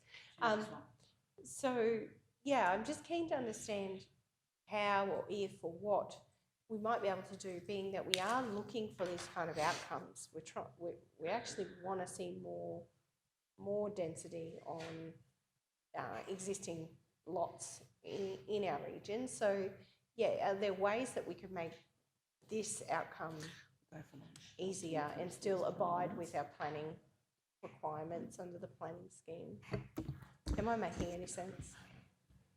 Yeah, I might, through the chair, I might make it. Yeah, so we can. So the planning scheme is set up to have a set of criteria that if the development can meet, then it can be assessed as code accessible. Where we find ones like this is where they can't meet that code because of the density they're trying, or often it might be the boundary separation. So there'll be those certain protections that are built into the code for the So with those protections built in, if they can't meet them, that's why they come back through the code accessible. They get triggered up to impact accessible, then it goes through. And like this one went through the impact, we didn't have any submissions. So then you can feel at ease that there is sort of general acceptance for it. But yeah, it's always a balance in that what's code and what's impact, because you can make it code and then you take away those rights from adjoining properties to have comments. So yeah, so it is just reviewing those codes. In Kingaroy, we do have that higher density, like closer to the CBD. We have a different level, so which is a more relaxed code, I suppose, as far as that high density living. So it's easier to do those developments in that identified area. But yeah, that's essentially just reviewing those codes and getting that that balance right.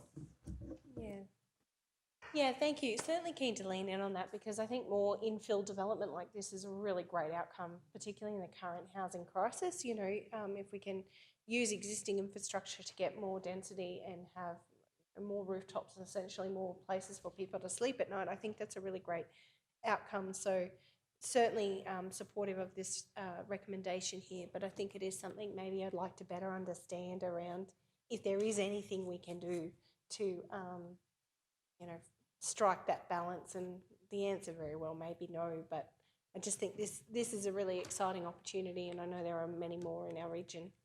Thank you. Thank you very much, Councillor Shoemaker. So if there's no other comments or questions with regards to item number 17.3, we have a motion in front of us, moved by Councillor Erkins, second by Councillor Henshin, and I'll move the motion as, we'll take the motion as presented. So all those in favour? Unanimous, thank you very much. Motion is carried. Okay, so now we've got item number 17.3, which is a material change of use warehouse, 30 self-storage containers at 41 to 43 Pring Street, Wondai, as described on Lot 4 on RP 204-514. The applicant is G. Crumpton and Sons and Co. Proprietary Limited, care of ONF Surveyors. So the officer's recommendation is that council approve the material change of use warehouse with the 30 self-storage containers. Sorry, Councillor Potter. Sorry, I think I might step out for this one, being that the applicant is G. Crompton and Sons. My son has a very close relationship with one of the members of G. Cromptons and Sons, and I just probably feel more comfortable not voting on this matter. Okay. Sorry, I should have raised it earlier. No, but yeah, that's fine. You've brought it up now. I think due to a close family relationship, I think I will step out. Rightio, thank you very much. Please be noted that Councillor Shoemaker is stepping out due to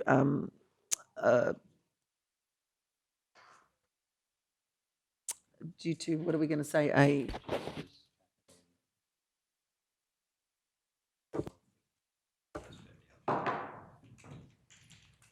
I might also have a conflict in this, sorry. I've had Councillor, a business relationship with Crumptons that didn't end in a very amicable way. So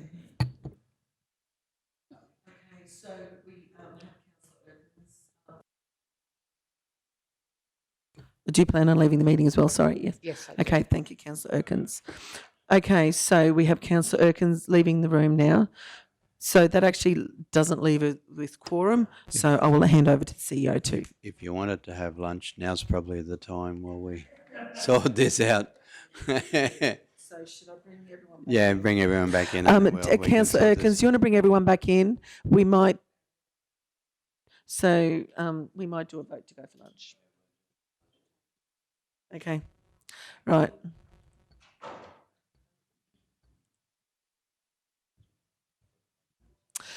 Yes, so with that discussion, we weren't left with quorum, so we've decided CEO's got a bit of homework to do. So what we thought we might do is adjourn for lunch for, it's 12:44. If we adjourn for 45 minutes, so if we come back about 1:30, is that suitable to everyone? That should give the CEO enough time to figure out what we're going to do with this particular one. Okay. So I suppose I would like to move a motion that we go for lunch. Can I have a seconder for that? Councillor Henshin, thank you very much. All those in favour? Unanimous, thank you very much. Okay, thank you for everyone for joining us again, whether you're in person or online. It is now, I don't even know what's the time, 1:30. So we will, 1:32 is it? 1:33, we'll resume the meeting, 1:33. Can I have a seconder for that? Thank you, Councillor Henshin. Beautiful. Okay, so what I'm going to do, sorry, all those in favour of resuming the meeting? Thank you very much. Unanimous. Thank you for keeping me on my, making me do the right thing. Thank you, CEO Mark. Okay, so before we left lunch, we were up to 17.3, which was the material change of use for the warehouse self-storage containers at 41 to 43 Pring Street. Now, so we've got an officer's recommendation here. So I'm going to hand over to CEO Mark on this one. Thank you. Okay, so thanks, Acting Chair. So with the two councillors voluntarily stating they would leave the room, that would leave us without quorum, as was noted before the break. Where in the event of one or more councillors committee move and leave a reading, there's only three options the council can undertake, which is delegate the consideration of decision on the matter, defer the matter, or decide to take no further action on the matter. All councillors can be present for the procedural resolution. It has no, there's no conflict there, even where they have declared or actually have a real conflict. A planning matter to delay or leave this one on the table we would need to seek the consent of the applicant and then to bring it back, and so it may adversely affect the decision-making process. The recommendation was to approve, so that can be dealt with. And then certainly I went and got my planning delegations, so it fits within that. So council is quite able to delegate the matter to the CEO, and then I'll just process it through as a delegated approval. So I have flicked potential wording to Tiana and Kim, and that needs to go up on the screen, please. Can I just make a comment? Sorry. Yep. I know that that would be a procedural motion, is that correct? But if a councillor had just a concern about one particular part of that application, then can I raise that with you as my concern too? Yeah, could we do that after the meeting so it's not dealt with in the meeting? But yeah, so this doesn't approve the application, it just delegates it to me to process it. So if there is a genuine concern, sorry. But if you have a concern with any aspect of the application, happy to discuss it with you before I do the exercise the delegation. Thank you. Okay, we need to lose the front paragraph, Tiana, sorry. Yep. And then lose everything else under it, but you can do that later. Yeah. So the resolution, the procedural resolution would read: South Burnett Regional Council delegate under Section 257 of the Local Government Act to the Chief Executive Officer the power to act as assessment manager for the decision on the material change of use warehouse 30 self-storage containers at 4143 Pring Street, Wandai, and described as lot applicants Crumpton and Sons. And the setting of any conditions. Okay, so we are all able to vote whether you, there was a conflict and you walked out before, you're all still able to vote on this one. So we've got the officer's recommendation in front of us now to delegate this to the CEO. If everyone is in agreement, can I have a mover? Councillor Duff and a seconder, Councillor Erkins. Thank you very much. Oh, hang on. Excuse me, Councillor Erkins. No, so we'll go to Councillor Henshin, just to be on the safe side that we're not using one of the conflicted councillors. It's just been pointed out to me. So we've got moved by Councillor Duff, seconded by Councillor Henshin, that the South Burnett Regional Council delegate under Section 257 of the Local Government Act 2009 to the Chief Executive Officer the power to act as the assessment manager for the decision for the material change of use, which is a warehouse, 30 self-storage containers at 41 to 43 Pring Street, Wandai, as described on Lot 4 on RP 204514 with the applicant G. Crumpton and Sons Co-Proprietary Limited for care of ONF surveyors. So we've got that moved by Councillor Duff, seconded by Councillor Henshin. Are there any, so can we put that one to the vote, please? All those in favour? Unanimous, thank you very much. Yep. And again, just for community and others, I'll read this.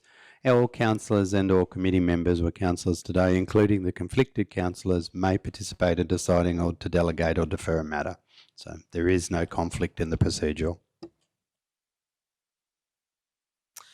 Rightio. So now we are up to, there are no questions on notice, there's no information section. We're actually down to the confidential section. So with the confidential section, Acting Chair, if I may as well. So could we just, to add a procedural, so there was we had a workshop on Monday. So there was a report held, which would be 20.4.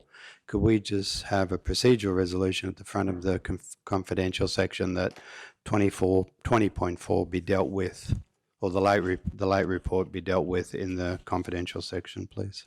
so we'll move that procedural motion now before we actually go into Yeah, closed. yeah. Okay. Yes, please. So can we have Councillor Duff? Thank you. So Councillor Duff is going to move the procedural motion that 20.4 be put in the confidential section. Is that all we need? It's right there now. Can we have a seconder for that one? Councillor Erkins, thank you very much.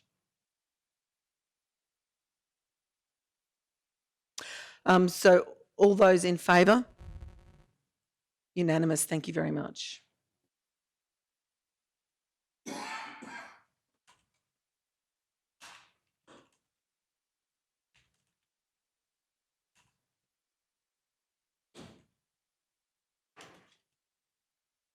Yep. Okay, thank you. So now we've got the officer's recommendations. So we're actually down to the confidential section, which is page 397 of your agendas. And we will need to move in close. So I will say that that the council considers I read all this out, don't I? So the council considers the confidential reports listed below in a meeting closed to the public in accordance with section 254J of the Local Government Regulation 2012. The RSL Queensland Kingaroy Memorandum sub-branch land transfer. This matter is considered to be confidential under section 254J of the Local Government Regulation, and the council is satisfied that discussion of this matter in an open meeting would on balance be contrary to the public interest, as it deals with negotiations relating to a commercial matter involving the local government, for which public discussion would likely to prejudice the interests of the local government. 20.2, financial hardships rates application assessment number 12373-00000-000.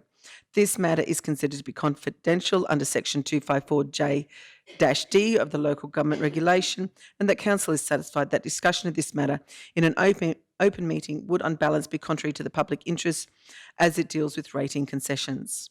20.3, application to waive interest assessment number 30141-00000-000. This matter is considered to be confidential under section 254J-D of the Local Government Regulation, and the council is satisfied that discussion of this matter in an open meeting would on balance be contrary to the public interest, as it deals with rating concessions. And matter 20.4, performance review, Chief Executive Officer. This matter is considered to be confidential under section 254J-B of the Local Government Regulation, and the council is satisfied that discussion of this matter in an open meeting would on balance be contrary to the public interest, as it deals with industrial matters affecting employees. Can I have a mover for that motion to move into closed? Thank you, Councillor Henson. A seconder, Councillor Erkins. Thank you very much. All those in favour of moving to closed? Unanimous. Thank you very much.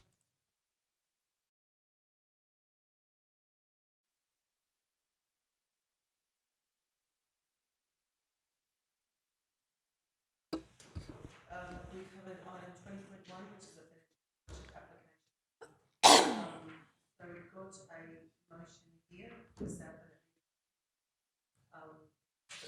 requesting a payment arrangement for the application assessment 123-0.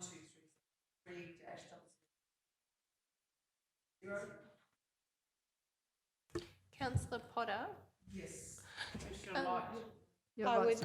Sorry, I need to repeat all of that again. Thank you very much. I didn't have my light on. Oh, okay. So I'm very sorry. Well, I was going to move an amendment to the motion. Okay, just a second. So we're up to item 20.1. I'm sorry, everyone online. I forgot to turn my light on for you all to hear. We're doing item 20.1 is financial hardship application assessment number 12373-00000-000.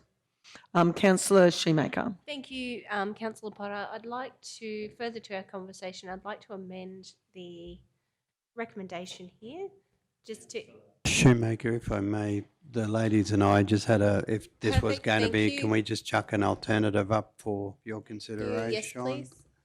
In case you wanted to go down this path. Exactly the path I'd like to go down. Thank you very much. I'd like to move that. Thank you, Councillor Potter. Okay, so we have a motion moved by Councillor Shoemaker, seconded by Councillor Erkins, that the South Bennett Regional Council agree to waive the legal fees incurred with this rates debt. Request the owner enter a payment arrangement for the assessment number of 12373-00000-000, and that the Chief Executive Officer and the General Manager of Finance and Corporate be authorised to negotiate a suitable payment plan, suspend interest from accumulating while hardship payment arrangements is maintained, a review of this payment plan monthly or at other times if council is advised that the applicant's circumstances have changed significantly, and the expiry of this payment plan upon payment in full of all outstanding rates and charges. So that is the motion put before us. Is there any discussion on this? If that's the case, we'll put this one to the vote. All those in favour? So we have in favour Councillor Duff, Councillor Erkins, Councillor Shoemaker and myself. Those against? Councillor Henshin. Motion is carried. Thank you very much. Okay, 20.4. Application to waive interest on the assessment number 30141-00000-000. Officer's recommendation that the South Bennett Regional Council agree to waive interest charges on assessment number 30141-000. -00000-000. It's too many zeros running around my head now, of $18,350.18 up to the end of May 2023. Have a move for that, Councillor Duff. Thank you very much. Do we have a seconder for that motion? Councillor Erkins, thank you very much. No, if there's no discussion on that one, we will move that one straight to the vote. So those in favour? Councillor Duff, Councillor Erkins, Councillor Shoemaker and myself. Those against? Councillor Henshin. Motion is carried 4-1. Thank you very much. Okay, motion number 20.3, the RSL Kingaroy Memorandum Sub-Branch Land Transfer. Officer's recommendation as presented. Good idea. Thank you very much. Councillor Shoemaker, are you going to move that motion? Beautiful. And Councillor Duff will second that motion. So if there's any comments regards to this particular motion? Okay, all those in favour? Unanimous. Thank you very much. Motion is carried. Wonderful. The next item number 20.4, the performance review of the Chief Executive 2023. Officer's recommendation that the South Bennett Regional Council receives the performance review report and that the South Bennett Regional Council provide a salary increase for the Chief Executive Officer of 4% from the 1st of July 2023. Do we have a mover for that? Thank you, Councillor Henshin. Seconded by Councillor Erkins. If there's no further comments, we will put that straight to the vote. Those in favour? Unanimous. Thank you very much. Okay, that brings us to the closing of the meeting. Thank you everyone for joining us both here and online. But before we go, there's just one last thing I'd just like to say here. So this is the very last general council meeting that we will have General Manager O'May with us for. He will be with us for one of our meetings next week, but this is his very last general council meeting. So I would like to extend my thanks to Peter. He's been here ever since I got in. So you've been like a standard for me, a go-to, and you'll be missed. Thank you.